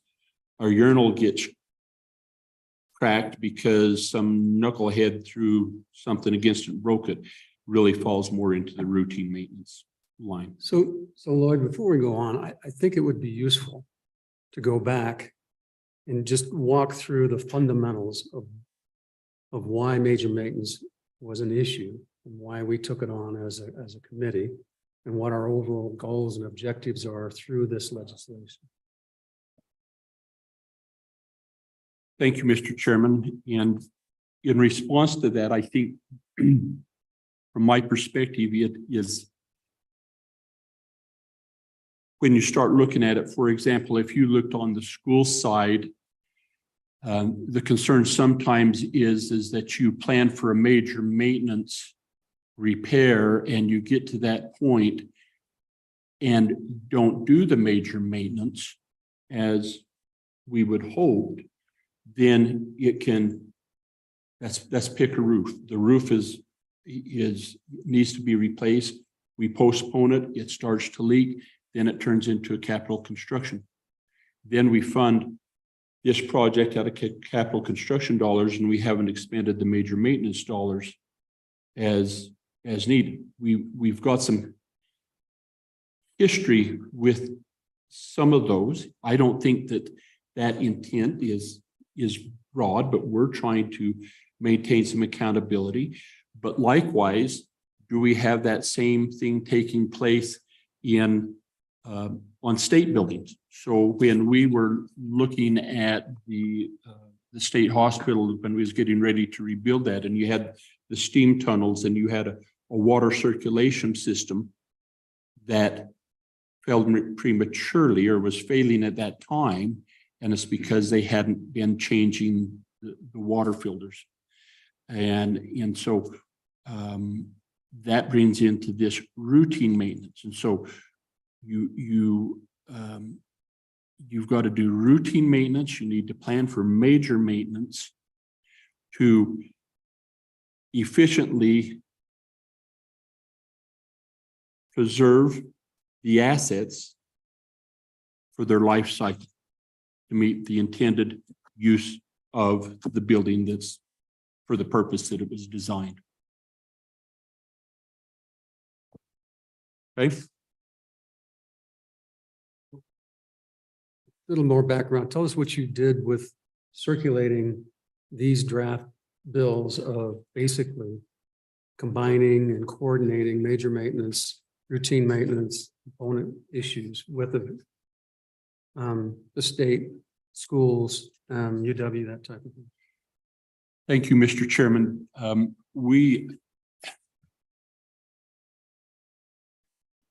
As much as I would like to take credit for some of these definitions and which best definitions to use, I just can't, because as we circulated them around to the agencies, so to the colleges, we've had a lot of conversation with, particularly on capital renewal and then on major maintenance with the Department of Construction and the University of Wyoming, A&I, on how these definitions should conform across the board. They've really helped and had input on how these definitions should read and what their intent is and what do they fall under this capital construction. We've had a lot of conversation on components and when is it appropriate to get capital construction funding for a component? Well, that fits. But then as we get into this, was that component, has it reached its life cycle? And if so, fine. Why aren't we using major maintenance dollars to do that instead of requesting capital construction dollars?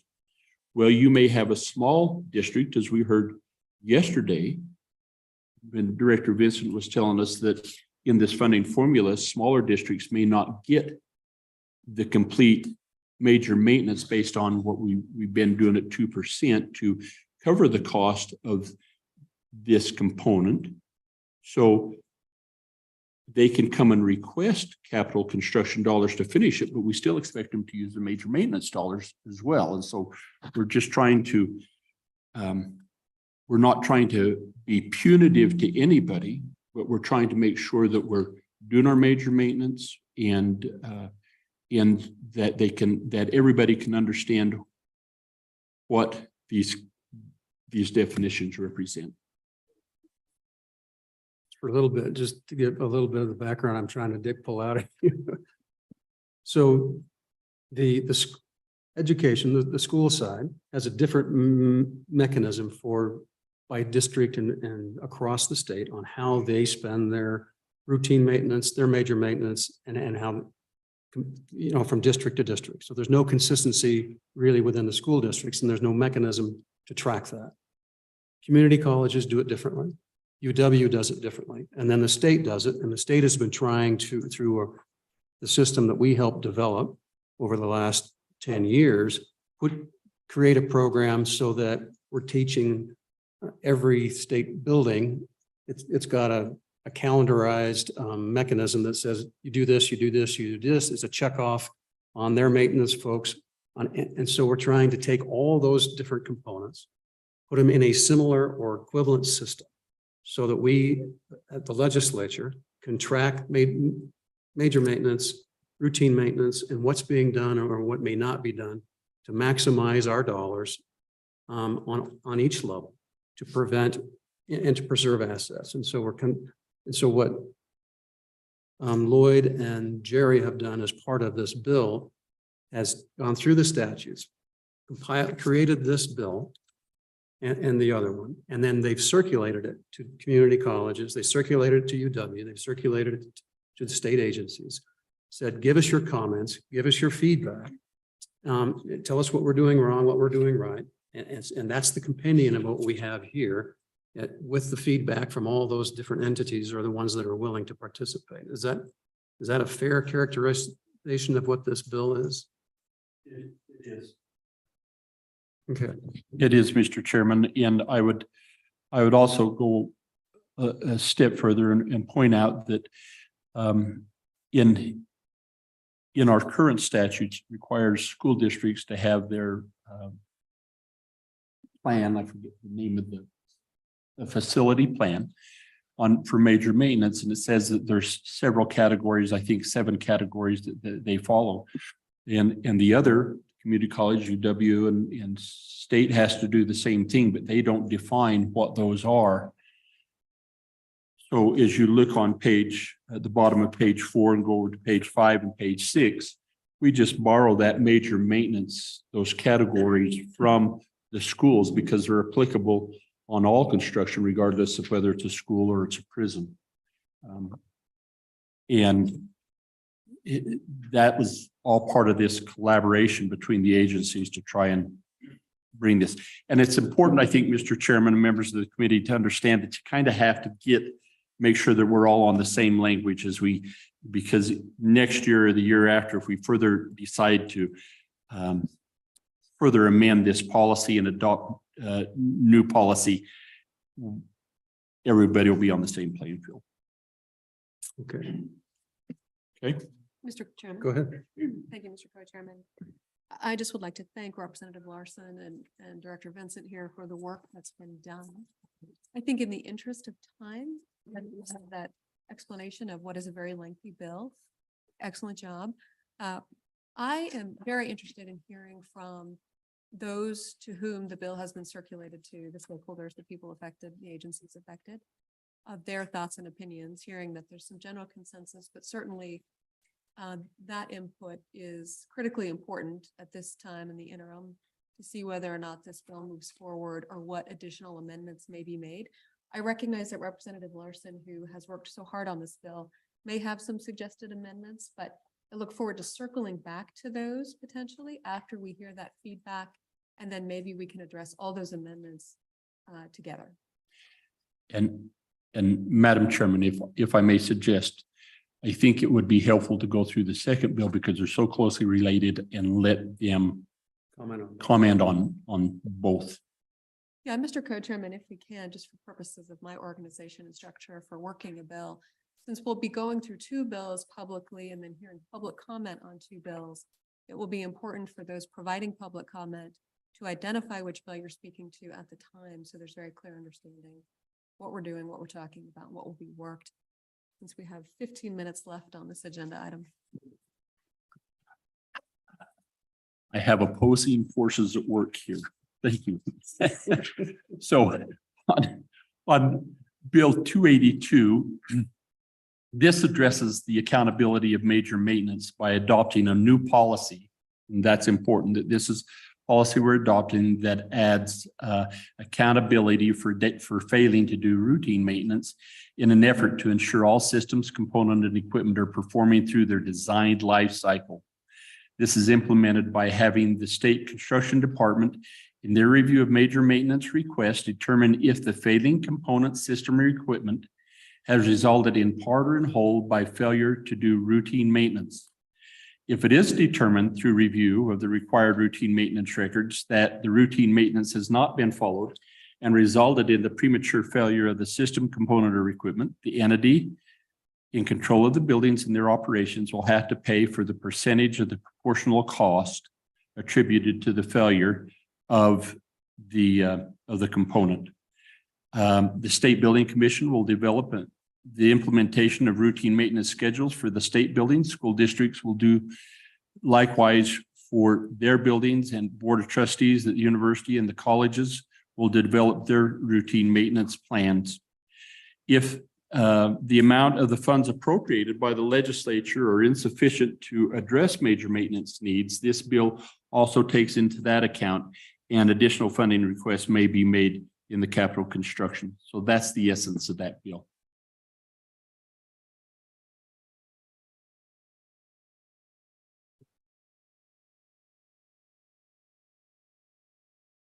Thank you, Mr. Chairman. As you're talking, I'm thinking about, we have the policy, got the definitions updated, we consolidated. I think that's all good. So one thing I'm thinking about is, so we appropriate the money, the maintenance is required to be done. Do we have any inputs in your review or discussion related to putting some teeth in the bill in terms of alternative consequences if you know, if the reporting's not done, for example, or those kind? Mr. Chairman, and so you'll note currently, and that kind of goes back to the other bill where we talk about this reporting and what major maintenance has been done and the expenditures that are in there. And so we, to some degree, on the school side, that's in statutes, and we're requiring it in statutes for the rest of them as well. So the State Building Commission has to review those major maintenance requests, and then we get a report back on how those are being accomplished. Thank you, Mr. Chairman. So as a follow-up to that, what is the current process, or can we consider, or have we considered, I'm sure we've considered, but how do we validate?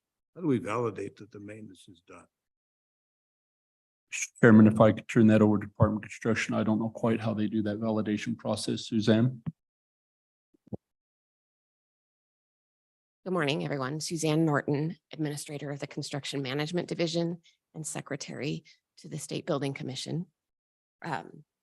We are very much trying to begin gathering information. When legislature created the school or the state construction department to combine schools and construction management, we were very fortunate to have an already established process of the facility planning process come online for state facilities, which was new in implementation, but long time in coming from, you know, old reports I've read and things, and the desire for the State Building Commission and the state as a whole to be responsible managers of our state facilities. And so with that state, with the facility planning process on the state facilities, just this past spring, when we did our facility planning process, we edited our facility planning template to include gathering information that will help us implement gathering information on how their preventative maintenance and routine maintenance and operational maintenance funds are requested, calculated and requested, because at this point, it's outside of our view. We don't have that information, but we are asking to gather it. We also don't have a view on how each owner agency conducts their facility management, preventative maintenance, routine maintenance, major maintenance, how they track it, how they schedule it, and so on. And so we are beginning to gather that information. We've started requesting it, having it in statute where it's due to us. We hope maybe quarterly so that we can get familiar. We hope everything can be reported to us in a similar format as possible.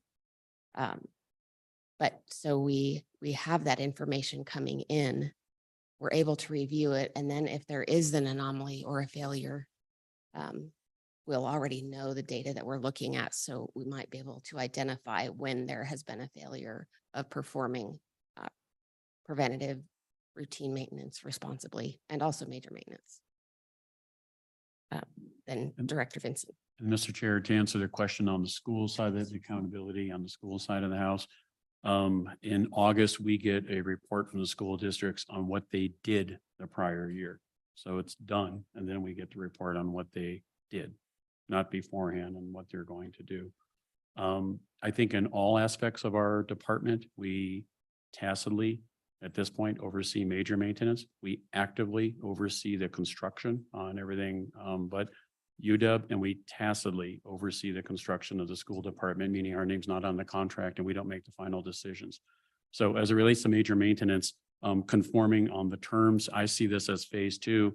We did this deep dive with Representative Larson and others when we were rolling out statutorily procurement came to us 2 years ago, and we defined definitions. I think this is a better refinement of that. So we look forward to conforming on the definitions. There's a belief we have full authority, so I might as well just say if there's some authority that can come out of this on what we do and how we do this, that would be beneficial to the department. And then I think, as Suzanne just said, we need some regularity in this. I'm assuming you're not going to give us a bunch of new bodies to actively oversee on why you didn't, and do you have a CMS, a computer maintenance management system? Are you using it? So if we would not be getting new employees, we need to see information probably quarterly, so we can, with our own team, stay on top of it and assess it. If everybody does a dump at the end of the year, times 48 districts, times all the other agencies and everything, we are not going to be able to process that in a timely manner. So we're looking for regularity, we're looking for some conformity, and we're looking for some authority.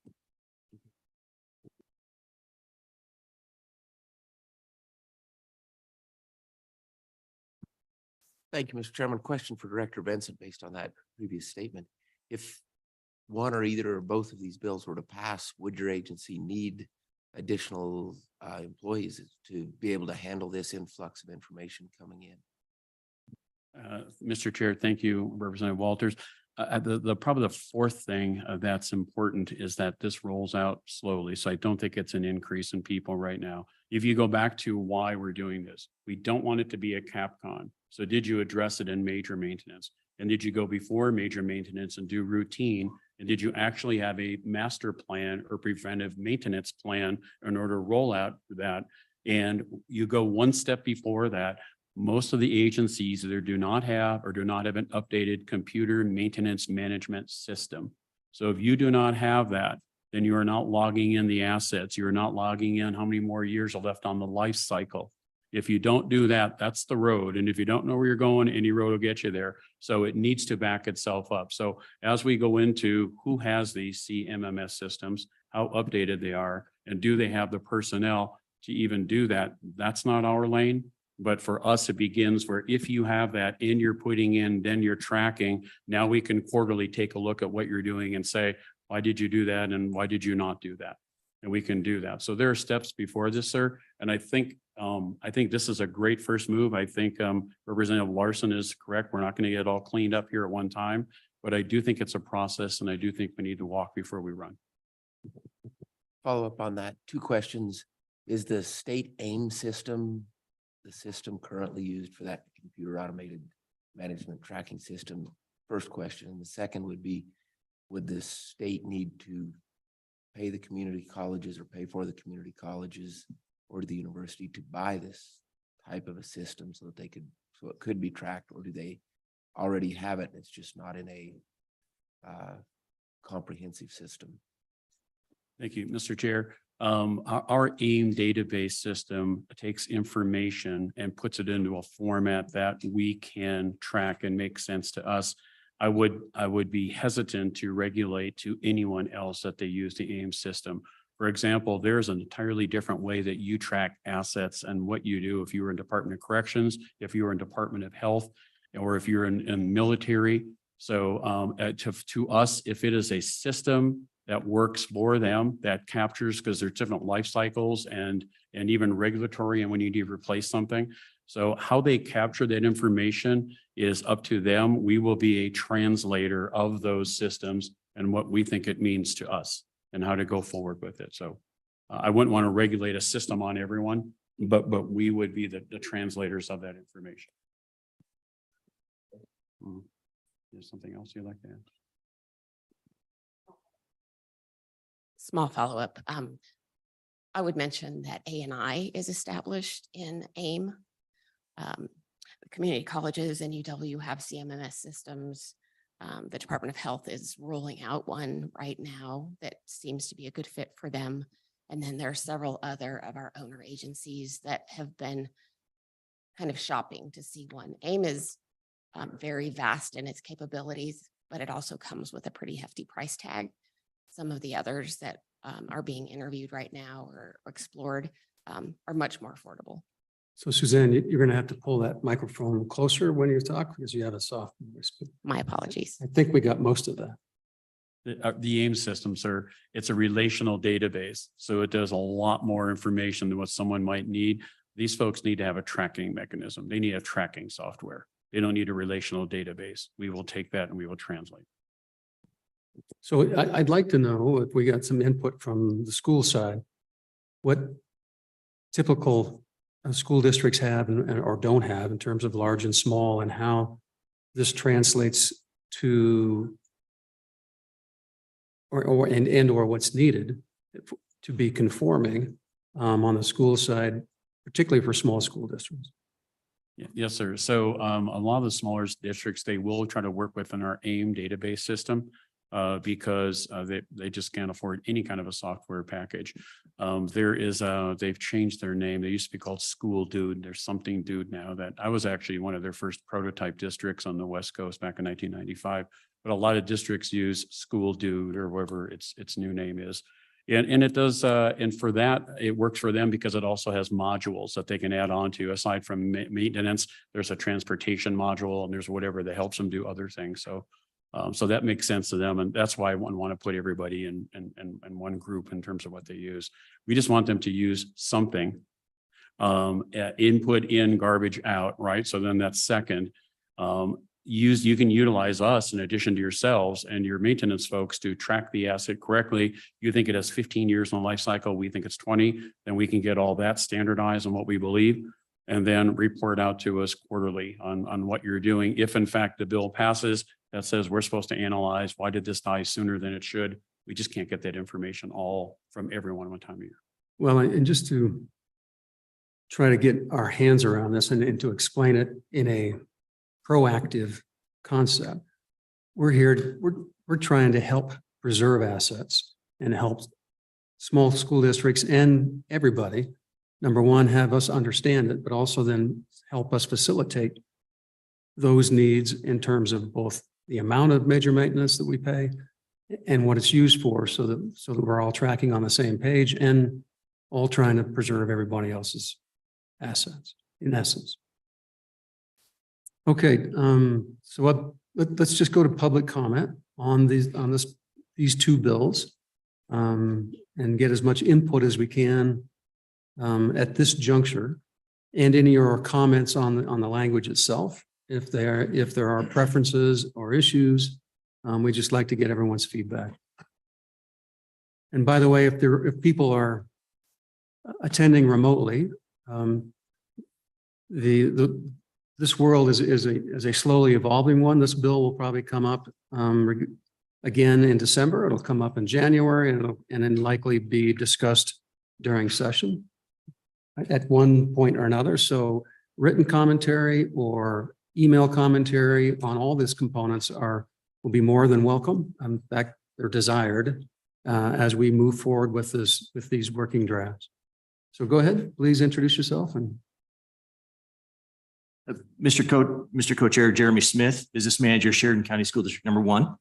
I'll be as brief as I possibly can in my comments. I know time is always precious. So my first comments are on 243. I think definitionally, it's always appropriate, smart to sort of, get those things similar between your agencies and entities that the state deals with. I don't have any specifics other than to say that's a good idea. Get common definitions. That makes a lot of sense. I think when I go to the other bill and and I understand, I think the intent and the point to sort of preserve the assets that we have used public funds and taxpayer funds to build, construct, maintain, et cetera. I think that's a worthwhile endeavor to try to figure out how to do that. But I think what you're doing in that second bill, and I'm sorry, I could look up the number, but you know which one I'm talking about. Thank you. I think you've given the state construction department an impossible task. I mean, there are millions of square feet, thousands of buildings, hundreds, thousands of acres of property in all of those entities. And without them having additional resources, time and money, you're going to get nothing. I mean, I'm a medium-sized school district. We have 1,200 students. We have, dozens, or we have a dozen buildings, lots of places. We take good care of these things. Our children attend these schools, and I appreciate what you're attempting to do, but we don't have people that can take the time to log every single minute of everything that they're doing in a day. They're busy cleaning, they're busy repairing lights, toilets, et cetera. Major maintenance is a different story, right? And that's a whole formal process. We do that. I think the AIM system captures that well enough. None of us are driving a car that's as old as the AIM system, so it needs a lot of help and it needs a lot of refresh. They need some resources probably to do that over time. But I'm in the northern part of the state, and we see our project manager once a year, twice a year. I'm not sure how they're going to have the time to add to their plate in terms of, gee, how are you spending your routine maintenance to take care of your electrical system or your HVAC system? In order for that interaction to be useful and valid and happen all across the state, you're going to need dozens more people stationed around the state, not just in Cheyenne, to have a notion or an idea of what's going on in our school facilities. That doesn't even include the community colleges or the universities, because they're not going to be able to make any judgments about how we managed our routine maintenance before we got to major maintenance, before we get to CapCon. And so I just think what the idea of trying to wrap your arms around this is good, but this is going to take years to implement and lots more bodies and resources than I think you're probably willing to give the state construction department. So those are my comments, Mr. Chairman. Mr. Chairman. Mr. Chairman, Mr. Smith. Yes, sir. So do I understand you correctly that your electricians or plumbers, when they're doing routine maintenance, they don't have work tickets, they don't keep a log of what they do, you don't have any record or knowing what they're doing? It sounded like you said that, so I don't want to clarify that. Mr. Chairman and Representative, that's a great question. We don't have any of those people. We have to hire them, right? They're contractors when we bring them in. And so what we have some custodians and some lightly trained building maintenance folks, that can do some of the just general repairs. They can take the guts out of a toilet and fix them and those kinds of things. But those other components that you're talking about are done by outside hired contractors. We don't employ any of those professionals. So, Mr. Chairman, so I presumably, if you have an outside contractor doing it, then you do have records of that because you have to pay them. Correct. Okay, Correct. Thank you. Yep. Follow-up, then how do you monitor and direct your routine maintenance? Great question, Mr. Chairman. So we use a company called Longs to manage our HVAC systems. We pay them a contract, and they come in and they do the preventative maintenance and things like that on all those systems. And then they're on call to help our guys if, the boiler goes down and, those kinds of issues that just happen in the wintertime. And then we have other contractors who help us with our camera systems or our, door security systems and those kinds of things. So that's how we manage those. I think entering these into some database, school dude, whichever would be inherent then upon the school district or, some added amount to the contract for those services. I don't know how much information you get at the end that would have directed our major maintenance programs differently than we're already doing. Things just break. They break without the life cycle being complete. That just happens. Our winters are tough here. And so air handler units on the roof don't last as long as other places they would, and those kinds of things. And so, I think districts do everything they possibly can to manage their dollars and facilities to the best extent that they can. Adding this additional relational component with the state construction department, then reviewing those data records.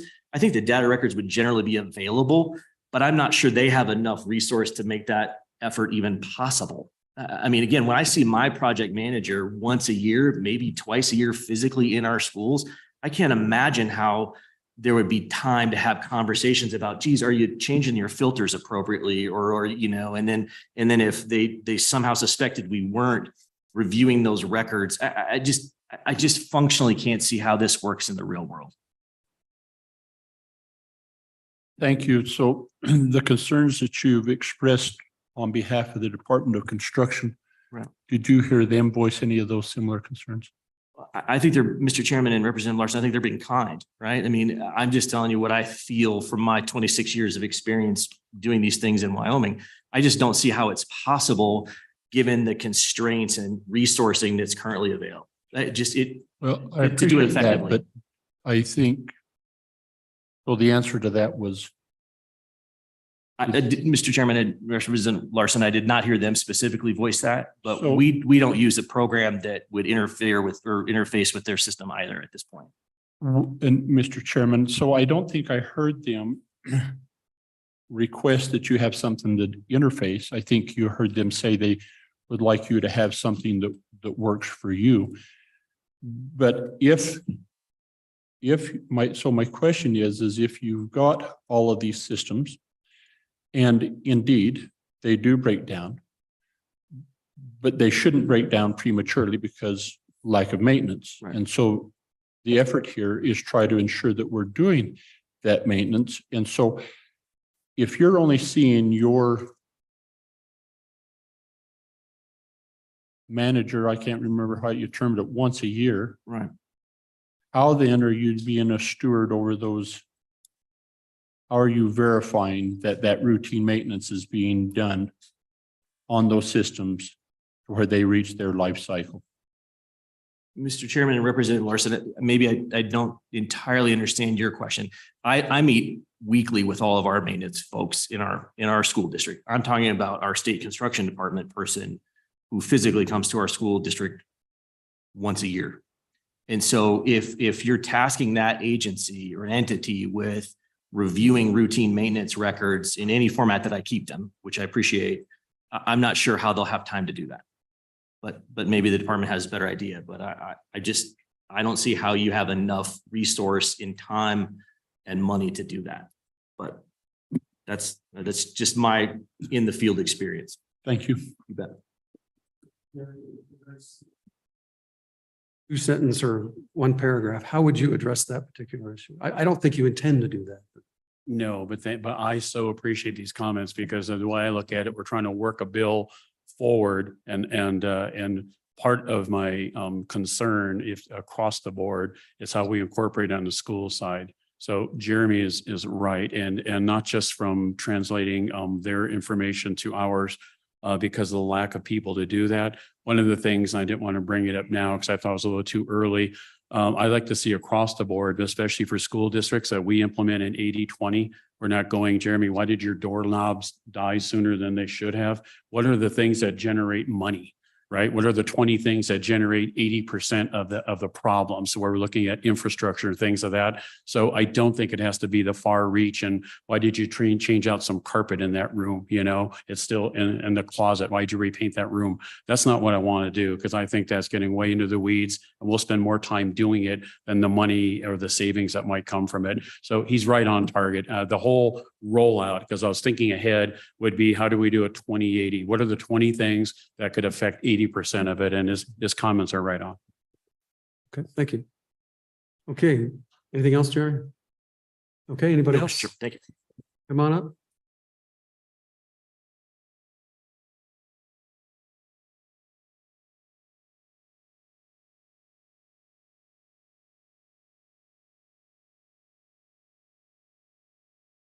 How many times do you get to come back before us? That's the big question. Mr. Chairman, I am Sandy Caldwell, Executive Director of the Community College Commission, otherwise known as a short timer. And that is what the good chairman is referencing. I will see you in December for budget hearing. So Okay. you're not quite done with me yet. Okay. Mr. Chairman and members of the committee, and this is in reference, thank you, Madam Co-Chair Senator Nethercott for asking for the agencies for some comments on these bills. And that's what we're doing for you right now. So I have with me, you want to introduce yourself, Michael? Mr. Chairman, I'm Michael Swank, the Chief Financial Officer with the Commission. Mr. Chairman and members of the committee, just very few comments. And I'm going to start with 282. We did in fact work very closely with State Construction Department and with Representative Larson on this bill over the last couple of years. We do think that this will provide clarity, some much needed clarity that I think will help us and actually help across agencies and entities, particularly as people change and move on in positions such as mine. So I think that will be very helpful. Just a few things that I will mention.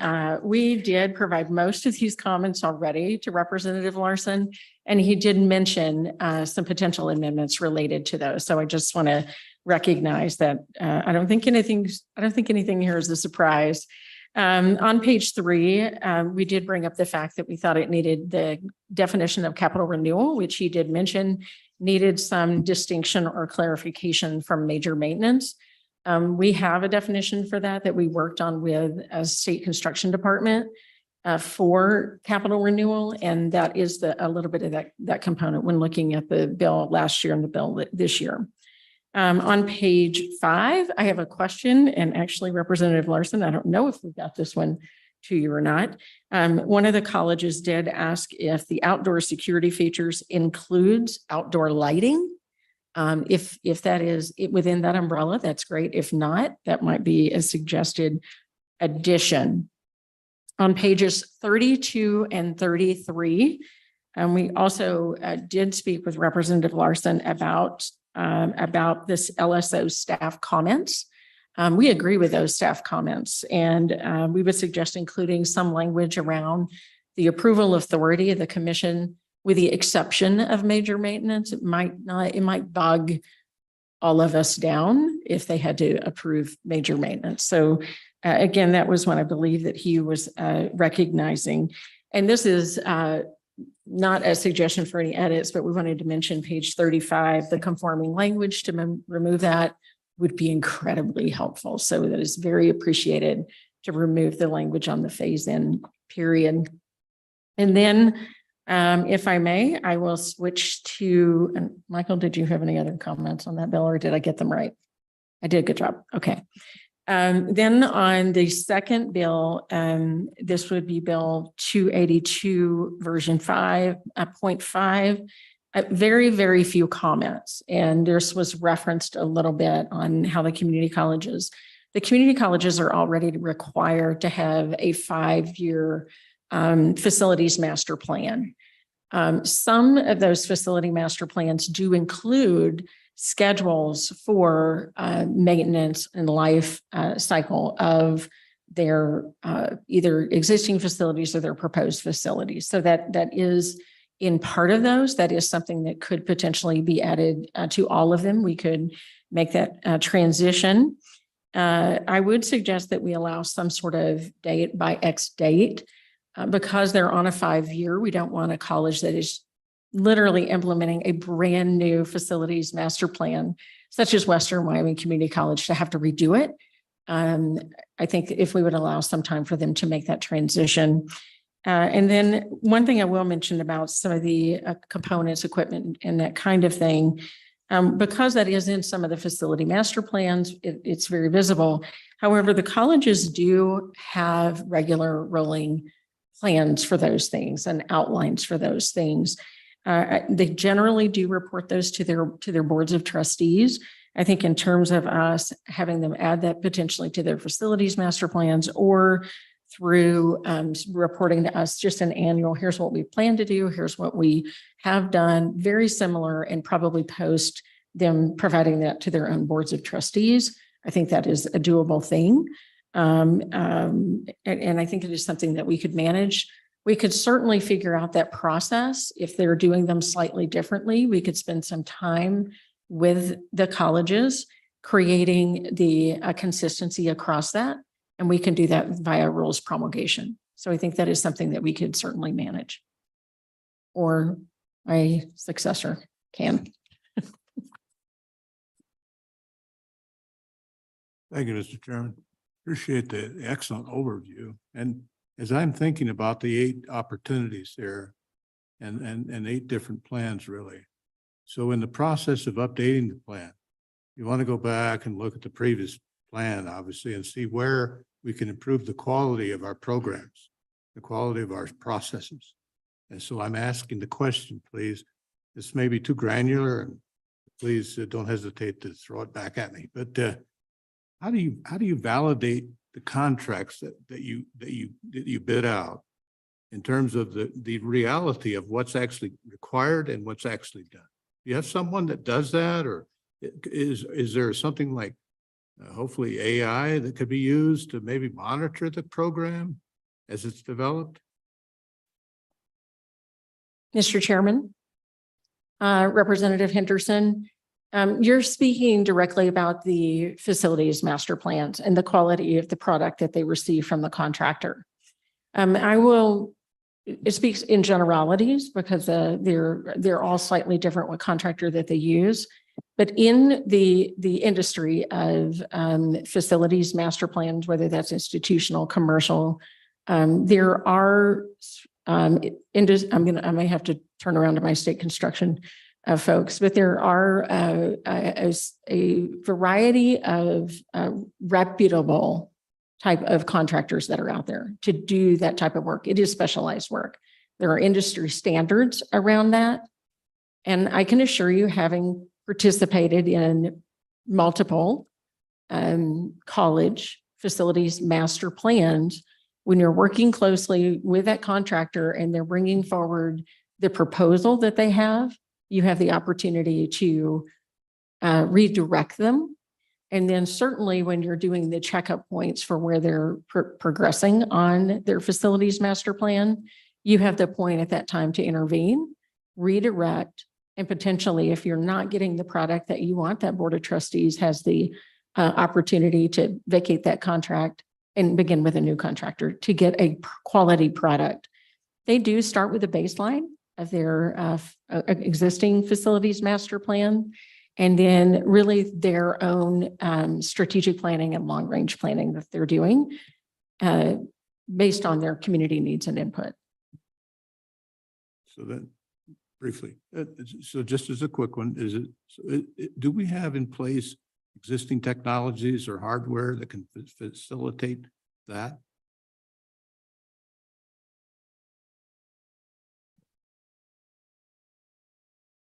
Mr. Chairman, I'm going to phone a friend.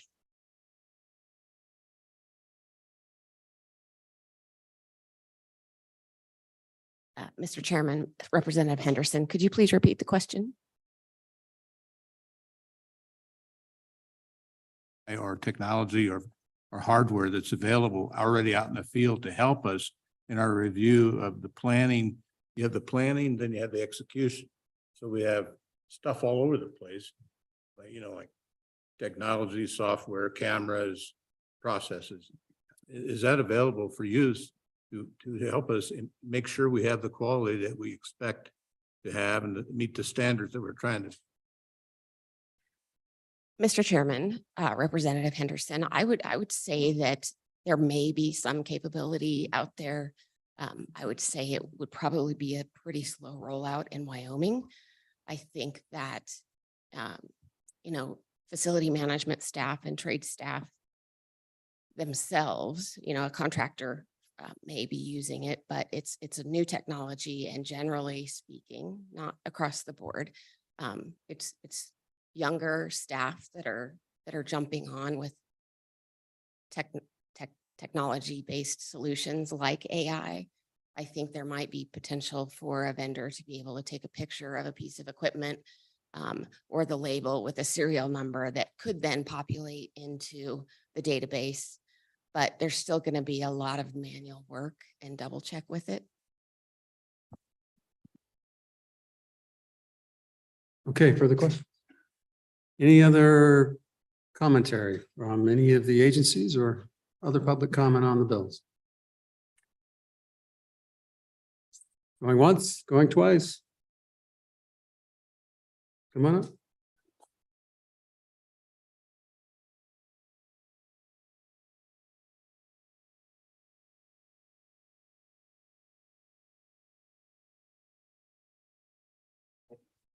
Go ahead, Ken.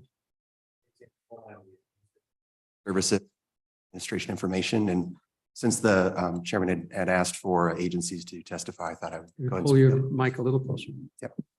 I just wanted to thank Representative Larson for including us in circulation and consideration of the bills, particularly at 243.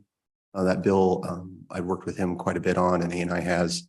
One of the benefits, and I think he'd mentioned it, is not just related to kind of standardizing things for the major maintenance, but it also will help us and the state construction department be able to better define what is and is not capital construction for procurement purposes.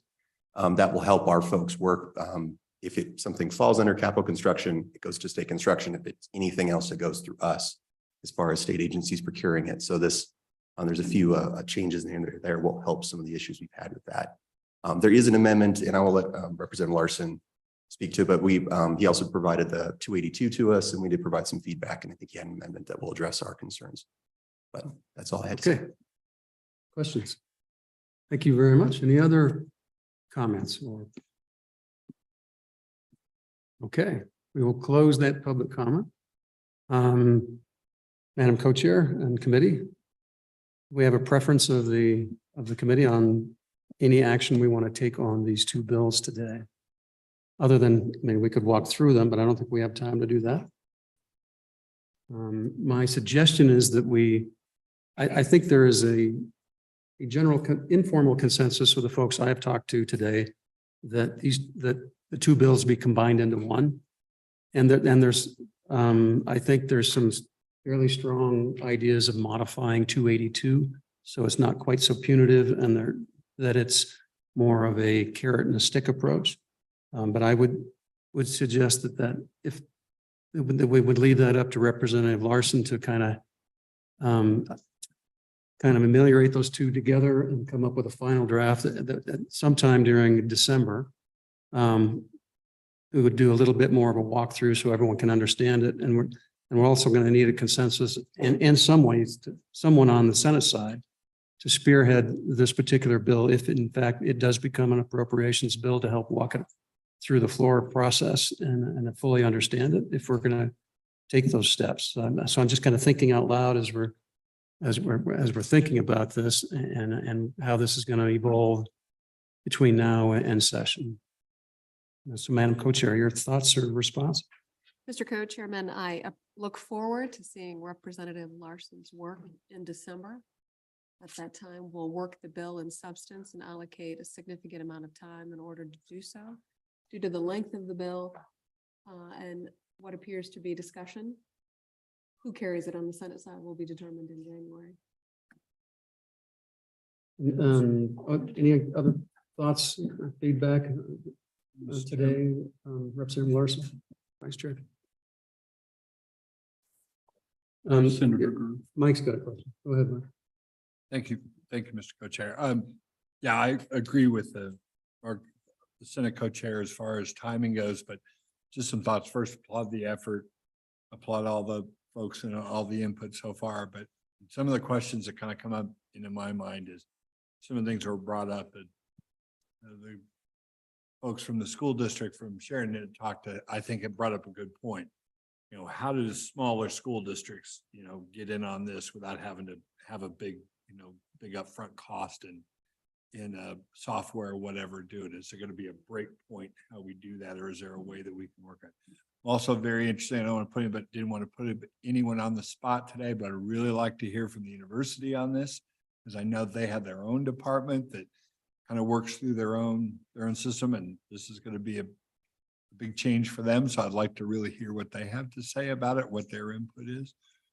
In addition, just a general concern about making sure that we have, I know what we're trying to do here, and like I say, I applaud the effort, but also want to, when 35 pages and it's very prescriptive, but also to make sure that, especially, school districts big and small have some flexibility there, and just make sure I hear that, right, that we have the flexibility to work through it. But I like I say, I applaud the effort. Not saying I'm not against it, but I just want to hear more about that. Want to hear more from the various agencies we work at. So when we do get to work the bill, we'll kind of be in a better position to make those changes that they're looking.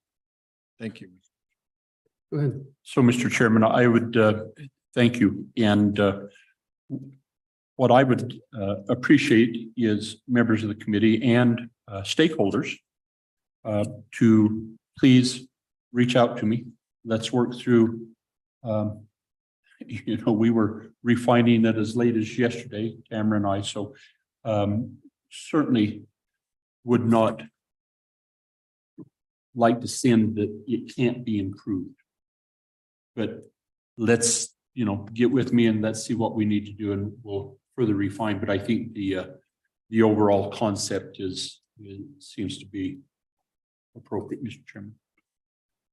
Okay, with that, if there's nothing further, we'll go to the next item on our agenda, which is ECA, I believe.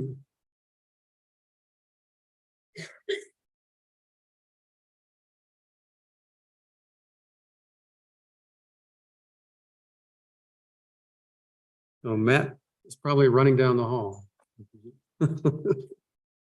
If not, we gotta find him. Don?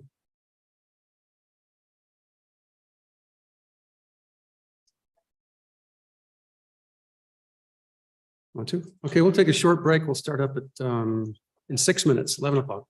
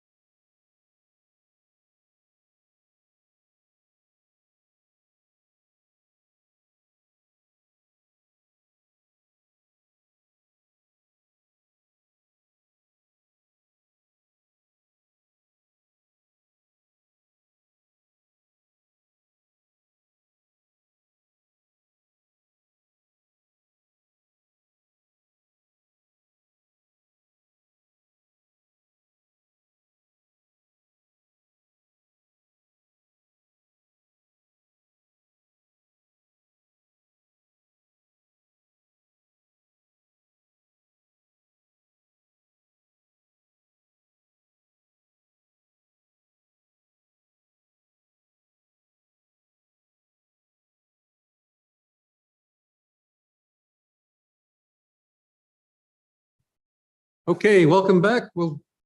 Let's jump right into this. We're running a little behind schedule. Matt, that doesn't mean you got to talk faster. It's got to be more articulate. So Great. anyways, the floor is yours. Thank you, Mr. Chairman, members of the committee, Matt Wilmarth, LSO Senior School Finance Analyst. I appear before you today on behalf of the chairman of the Joint Education Interim Committee to provide their recommendation on behalf of the committee regarding the fiscal year 2025 external cost adjustment to the Education Resource Block Grant Model.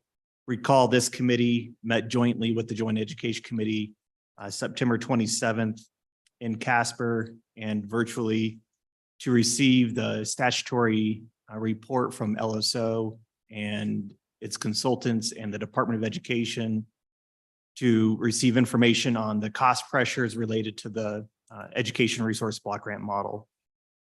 The charge of this committee today, if you're looking for an action item, is to make its recommendation to the governor and the legislature on its own independent recommendation on the external cost adjustment for next school year. That is statutorily required to be done by November 1st. So that's why we meet in late October to do that. That's under Wyoming Statute 2113-3090. So before you is meeting material item number 5-01. It's the letter from the Joint Education Committee Chairman reflecting its recommendation on the inflationary amounts for the 4 model categories and each of those indices. And just a high level, the recommendation is for a cumulative sustained ECA estimated at approximately $68 million. And it would adjust the 4 categories as follows: 14.669% for energy, 21.852% for educational materials, 3.871% for professional staff, and 4.106% for non-professional staff. This estimate will be modified in 2 ways by the end of December. The first will be to account for the most recent school year's enrollment counts from school districts. So that'll be the number of students in each of the schools, and that'll modify the allocation of resources to school districts and influence the amount allocated to school districts. And additionally, the 2 cost indices for supplies, materials, and energy may change slightly based upon finalized data from the BLS. Those should be finalized at the end of this month or in November, just depends on when they publish those data. They won't change dramatically, but they may fluctuate. So with that, Mr. Chairman, members of the committee, I'll address any questions that you may have. Okay, questions for Matt? Representative Stitt. Mr. Chairman, Matt, so $68 million, approximately what is that as a percentage of the total state share of school finance spending for the biennium? Yeah, Mr. Chairman, Representative Stith, it's about 4% of total funding. It's $1.6 billion estimated funding for next school year. It'd be about a 4% total. Representative, our Senator Groom. Thank you, Mr. Chairman. Matt, good morning. Could you, I listened to the meeting and heard the discussion, but just a quick question on the 30.3 million for education materials. Can you just flesh that out for me a little bit? It just seemed kind of an outlier, and I know there was some question about it. Could you just kind of give a little flavor on that one? Yeah, Mr. Chairman, Senator Grew, just to repeat the question for the members who may not have heard it, is why is the inflationary amount for supplies and materials so high, the 21.852%, which equates to approximately $30.3 million in the total amount? The reason for that, Senator, is based on information that Dr. Lori Taylor provided at the last meeting. Was there's still just a little bit of a COVID hangover on the cost of supplies and materials. So we're reflecting the change from July 2022 through June 30th of 2023. And as you may guess, that's still picking up some of those high inflationary factors that supply chain issues, et cetera. So school districts are experiencing that on that, or that index is reflecting those pressures on that specific index. Thank you. So Matt, to me, what's interesting to me is the energy costs. If you pay attention to the news or listen to Rocky Mountain Power on what those price hikes are, they're a heck of a lot more than this percentage. So, I mean, did they real time these numbers, or that I'm trying to remember what was presented back in September. Yeah, Mr. Chairman, and the amount you see reflects a weighted average of 3 national indices reflecting natural gas, commercial electricity, and fuel oils. The Rocky Mountain Power, I may be misstating this, but I don't believe theirs is just an annual request. I think theirs is picking up inflation over their last adjustment. I don't know what time period that is, but it's just not a annual amount. And you may recall we provided a adjustment last school year for school districts on energy. That was 38.996%. So this would be compounded on top of that.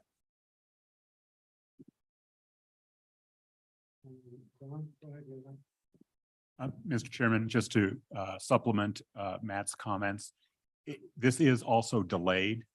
So his commentary regarding July 1, 2022 to June 30th, 2023 applies here. If there is future increases, that would be addressed in the next or subsequent ECAs. Mr. Chairman, excuse me, Matt. So in the budget itself of the $68 million, will some of it get paid directly by the recapture districts? That is, their local revenue is so robust that they're going to pay some of it. And so in our actual budget, would the number be less than $68 million? Mr. Chairman, Representative Smith, great point. Yes, that's exactly correct. So if you look on the goldenrod, page 4, line 32. Last year's ECA was approximately $70 million. The appropriation was $57.4 million. It's inclusive of that 57.65. So the amount that you appropriate is only the state's entitlement share. The rest will be picked up from their local revenues that offset that.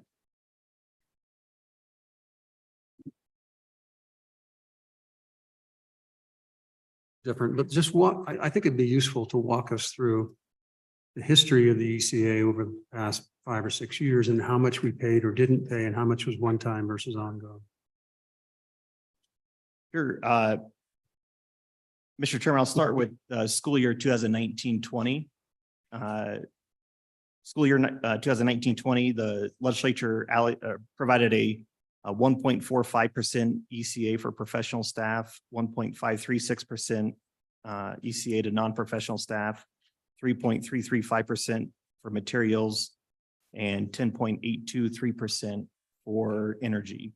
That was a sustained cumulative ECA. Then it provided one-time ECAs in school years 2020, 21, 21, 22, 22, 23. Those are just one-time ECAs. They varied in amounts. And then last year, for this school year, 23, 24, was the next sustained ECA. An important factor on the ECA, and I think members need to be cognizant, is when you do a recalibration effort, the year after a recalibration does not include an ECA. The ECAs are for years 2, 3, 4, and 5. So it's captured in So as part of the recal. Yeah, Mr. Chairman, the recalibration process attempts to recost the model at that time, which sets the next school year's funding. And then that subsequent year is when you would apply the first ECA. And Mr. Chairman, there was a recalibration in the 2020 interim, which would have been the 2021-22 school year following that. Further questions?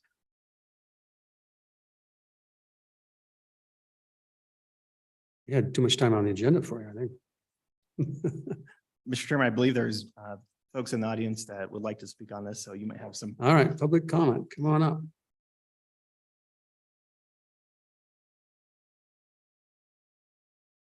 Sensing your hesitation.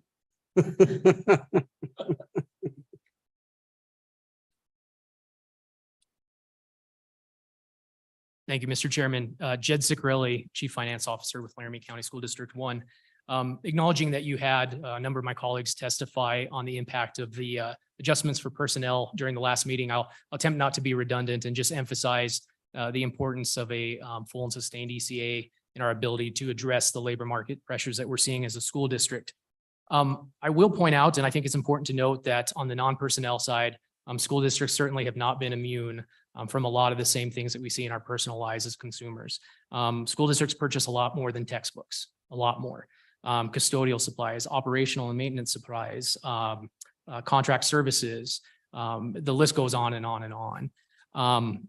Certainly curriculum costs are a huge part of our budgets. And then we've seen dramatic increases on those textbooks adoptions and consumables that go along with that as well. But I thought it would be important to show a little bit of a comparison to provide some context on some of the cost pressures that we're seeing in my district in particular. I mentioned custodial supplies, things like ice melt, cleaning supplies, 16% or more over the last 2 years.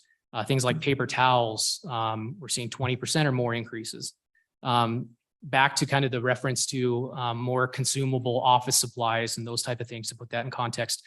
Things like standard paper, we've seen more than a 60% increase in the cost of purchasing things like paper. And certainly not to suggest that we aren't taking steps to try to control our costs. We do competitively bid. We leverage cooperative procurement opportunities and contracts. We also do a lot of bulk purchasing. My district in particular, every time we buy paper, we buy a full semi-load. And we fill our warehouse and leverage the best costs that we can to make those purchases. But just again, similar to those examples, our standard student desk is up 27%. A standard chair for a student is up 29%.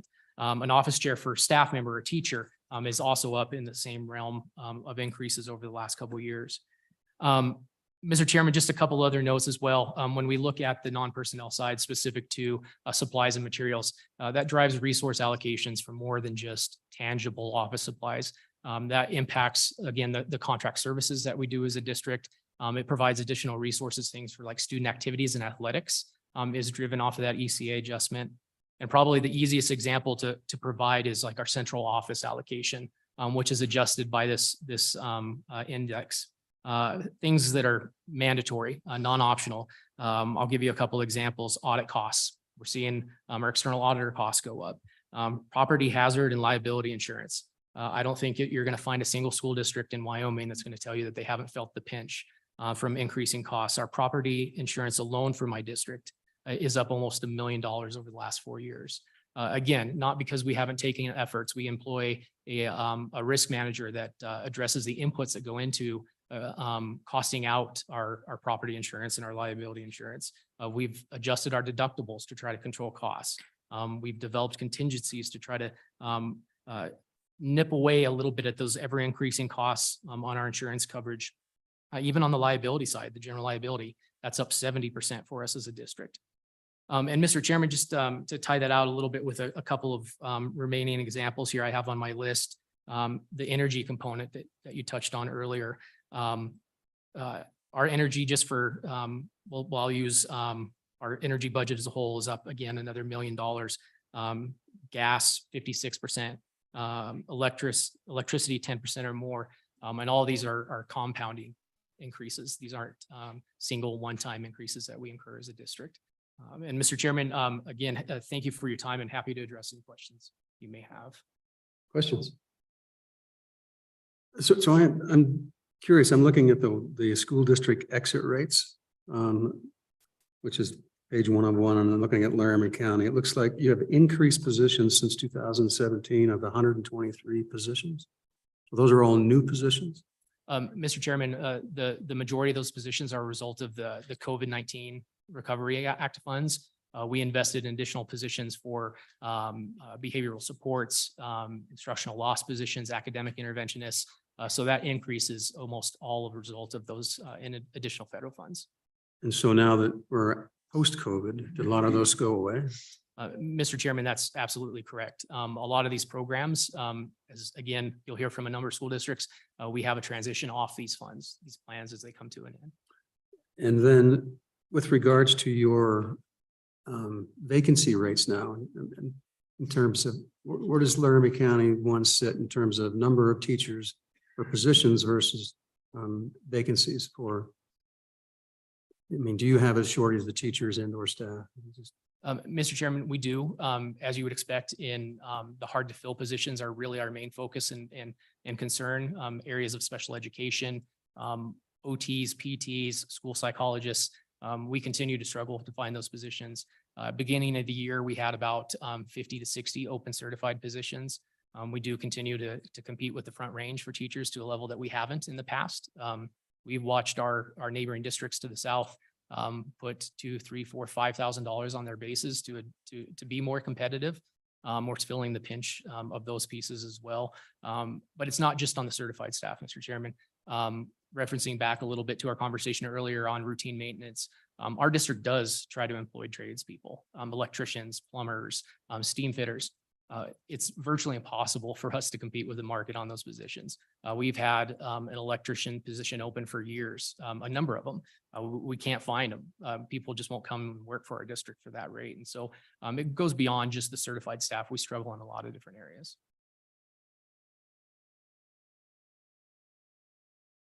Numbers of students, is it increasing, decreasing over the past 5 years? Mr. Chairman, over the last 2 years since COVID pandemic, we are down about anywhere from, I believe it's 4% and 7% in our student enrollment. We've lost about 1,000 students since the pre-pandemic counts. As far as, you know, where those forces are coming from, we are seeing smaller cohorts of kindergarten students move into the public education system.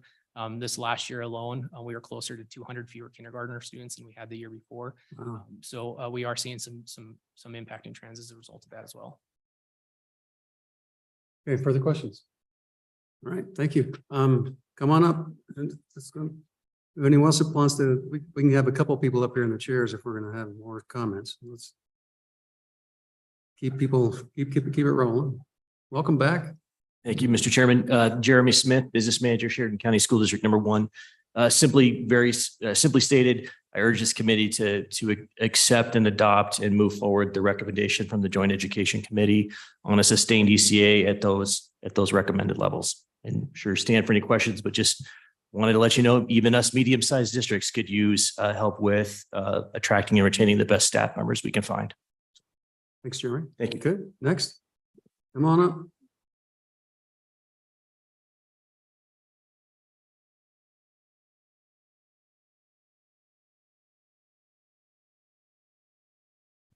Mr. Chairman, members of the committee, Tate Mullen, Government Relations Director for the Wyoming Education Association. I'll keep this simple and brief. The WEA fully supports a sustained and ongoing, fully recommended external cost adjustment. You know, you talked about the exit rates, and I think that there were a couple other pieces in there. The exit rates that we saw, as well as the comparable salaries. We saw the largest gap in comparable salaries since they've been tracking that data. And we've seen a substantial increase in those exit rates. We know that student performance is directly linked to high quality educators in the classroom. These dollars help districts retain and attract those high quality educators. So they are a necessity for our education system. So with that, I'll stand for any questions. Thank you. Appreciate your comments. Any questions? Okay. Boyd, go ahead. Mr. Chairman, Boyd Brown with Wyoming School Boards Association. I think Mr. Candaria is online as well and would like to comment. Just want to remind the committee that the external cost adjustment is an inflation adjustment to the model. Again, it is not to increase the amount of money for districts, but to keep them with the same purchasing power that they've had in the past. I'd like to read a little piece from page 267 from the final report from Ogden, or from Auden and Picus. It says, in addition to making adjustments for regional variations in cost, the price of all the educational elements in the evidence-based are likely to change over time. Wyoming has recognized this by including an external cost adjustment in the funding model. In theory, an ECA should be computed and applied to on an annual basis to ensure that the model accurately captures the cost of each element in the basket of goods, in the basket of educational goods and services, and to ensure the model funding remains adequate. Again, I think just looking at it as an inflation adjustment to the model, and we all know that inflation has been single double digits as we move forward. With that, I'd give time to Ken or answer any questions you have. Questions from one? Seeing none? Thank you, Boyd. Okay, anybody else? Anybody else? Anybody online? Okay, come on up. Mr. Barrett. Mr. Chairman, members of the committee, my name is Richard Garrett. I live here in Cheyenne. I'm a parent of a kiddo that will graduate from UW in the College of Education in June. And I selfishly want to keep her in this state. And I want to do everything I can to urge you to pass this bill. Every chance I get, I share with her information about how wonderful Wyoming schools are. She's a product of our public education system for sure. And how the compensation structure is one of the best in the nation. And we need to keep it that way so we can keep my kid in the state of Wyoming. So thanks very much. Thank you. Okay, any other public comment?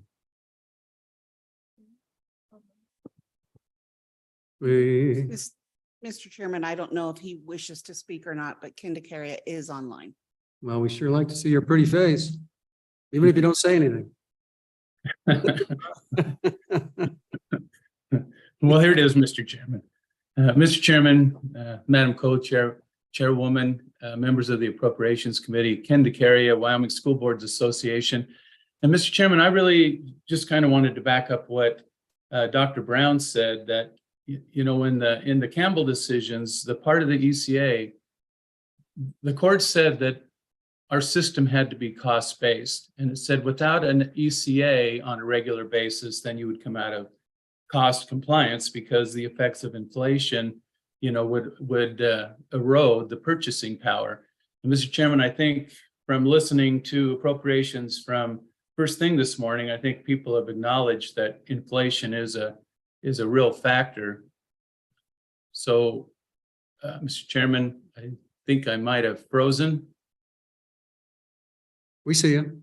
Oh, okay. All right. So, with that, Mr. Chairman, I would just urge the committee to pass the Joint Education Committee's recommendation for the external cost adjustment. And with that, I'm happy to take questions. Thank you, Mr. Chairman, members of the committee. Thank you. Any questions? Okay, any other public comment? Seeing none, we will close public comment. And committee, we have a motion. Moved, we have a second. Moved and seconded, discussion. Any discussion from members of either body? Seeing none. On the recommendation to support the ECA, Don, would you do a roll call? Mr. Chairman, I believe it's the pleasure of the committee if you wish to take a roll call. Yeah, please do. Mr. Chairman, this is not for sponsorship of a bill, so it's a majority under your rules of the entire committee. That being said, I understand the motion to be to forward the Joint Education Interim Committee recommendation to the full legislature and the governor. That's correct. Representative Henderson. Representative Larson.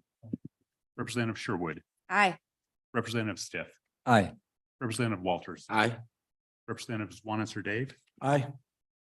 Senator Anderson. Excused. Senator Guru. Aye. Senator Kinski. Aye. Senator Salazar. No. Co-Chairman Nethercott. Chairman Nicholas. Aye. Mr. Chairman, the motion has approved. Okay, thank you very much. Okay, Mr. Co-Chairman, go ahead. just a quick question for Mr. Wilmarth, and recognizing that inflation is affecting, you know, the entire world's economy, including our own here in Wyoming. And it's gone up dramatically. And as we try to get our arms around that, and I believe that we will, inflation will come down. How does that reduction in inflation then impact future cost adjustments when it relates to K through 12 education? Does that number come down when inflation comes down? Because obviously that would be cost-based. And Mr. Wilmarth, if you can, give me an example of where that has occurred historically. Mr. Chairman and Madam Chairman, the two indices for non-personnel, the educational materials and energy, are national indices. So if the national trend on those are going down, they will reflect the national trend of going down. The personnel indices are a reflection of Wyoming comparable workers to teachers. And if the comparable wages in Wyoming are increasing due to inflation, that'll be reflected in that. But if we see a slower reduction or a slower increase or a decrease in the increase, as Mr. Richards commented this morning, that will be reflected in those cost indices. So I think we can look at last year's indices for. And Mr. Wilmarth, if I can, I don't want to cut you off, but perhaps to help guide it, really talking about non-personnel issues, because that is definitely a state-based decision. So on those national indices concerning inflation, and what I'm driving at is for the public's understanding who aren't familiar with the intricacies of K through 12 education funding and ECAs. So we voted to support full funding of the ECA based on cost-based adjustments, primarily related to inflationary contributors. Is that now a permanent part of education funding? Will that be in the budget next year? And is that just continues to accumulate and compound? So, Mr. Chairman and Madam Chairman, yes, until a recalibration. So, Mr. Chairman, if I can, recognizing we review these ECAs annually, not with a recalibration period, can that come down more quickly or prior to a recalibration? Mr. Chairman and Madam Chairman, yes. And in fact, the cost indice for energy was a negative in 2021. And that was reflected in a cumulative ECA that was applied in the school year 22-23. And so in fact, if you do tie yourself to these national indices, and actually it's a negative index, that could be the case that you reflect in your ECA to these cost indices. So it works both ways. Thanks. Yeah, and just to follow up on that, in addition to that, when the Appropriations Committee has probably at least 3 times or 4 times in the last 6 years not adopted the recommendations on one or of the indices for whatever reason it is, for example, you know, because we had 2 years of probably 3 years of almost zero inflation. We also had times where we were overpaying on the professional side, by a good 10%, 15% above all of our surrounding states.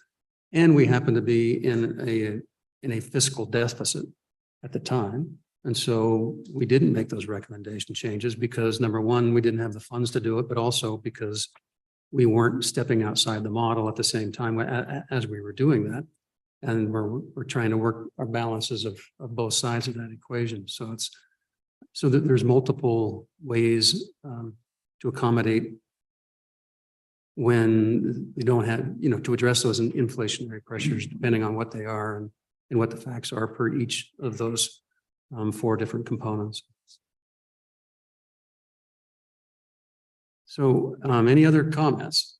So just like that, we're at half hour ahead of schedule. How about that? So committee, Don? Mr. Chairman, you could certainly adjourn or recess, excuse me, for lunch. If you want to proceed to the next topic, LSO has a presentation and I see Administrator Butler is also present to give the Supreme Court. Your pleasure. What's your pleasure, Mr. Madam Co-Chair? Okay, let's do that. So we were going to take an hour for lunch. Is that where our schedule is? 1? Yes. Yeah, let's just come back at 1 o'clock. That'll work.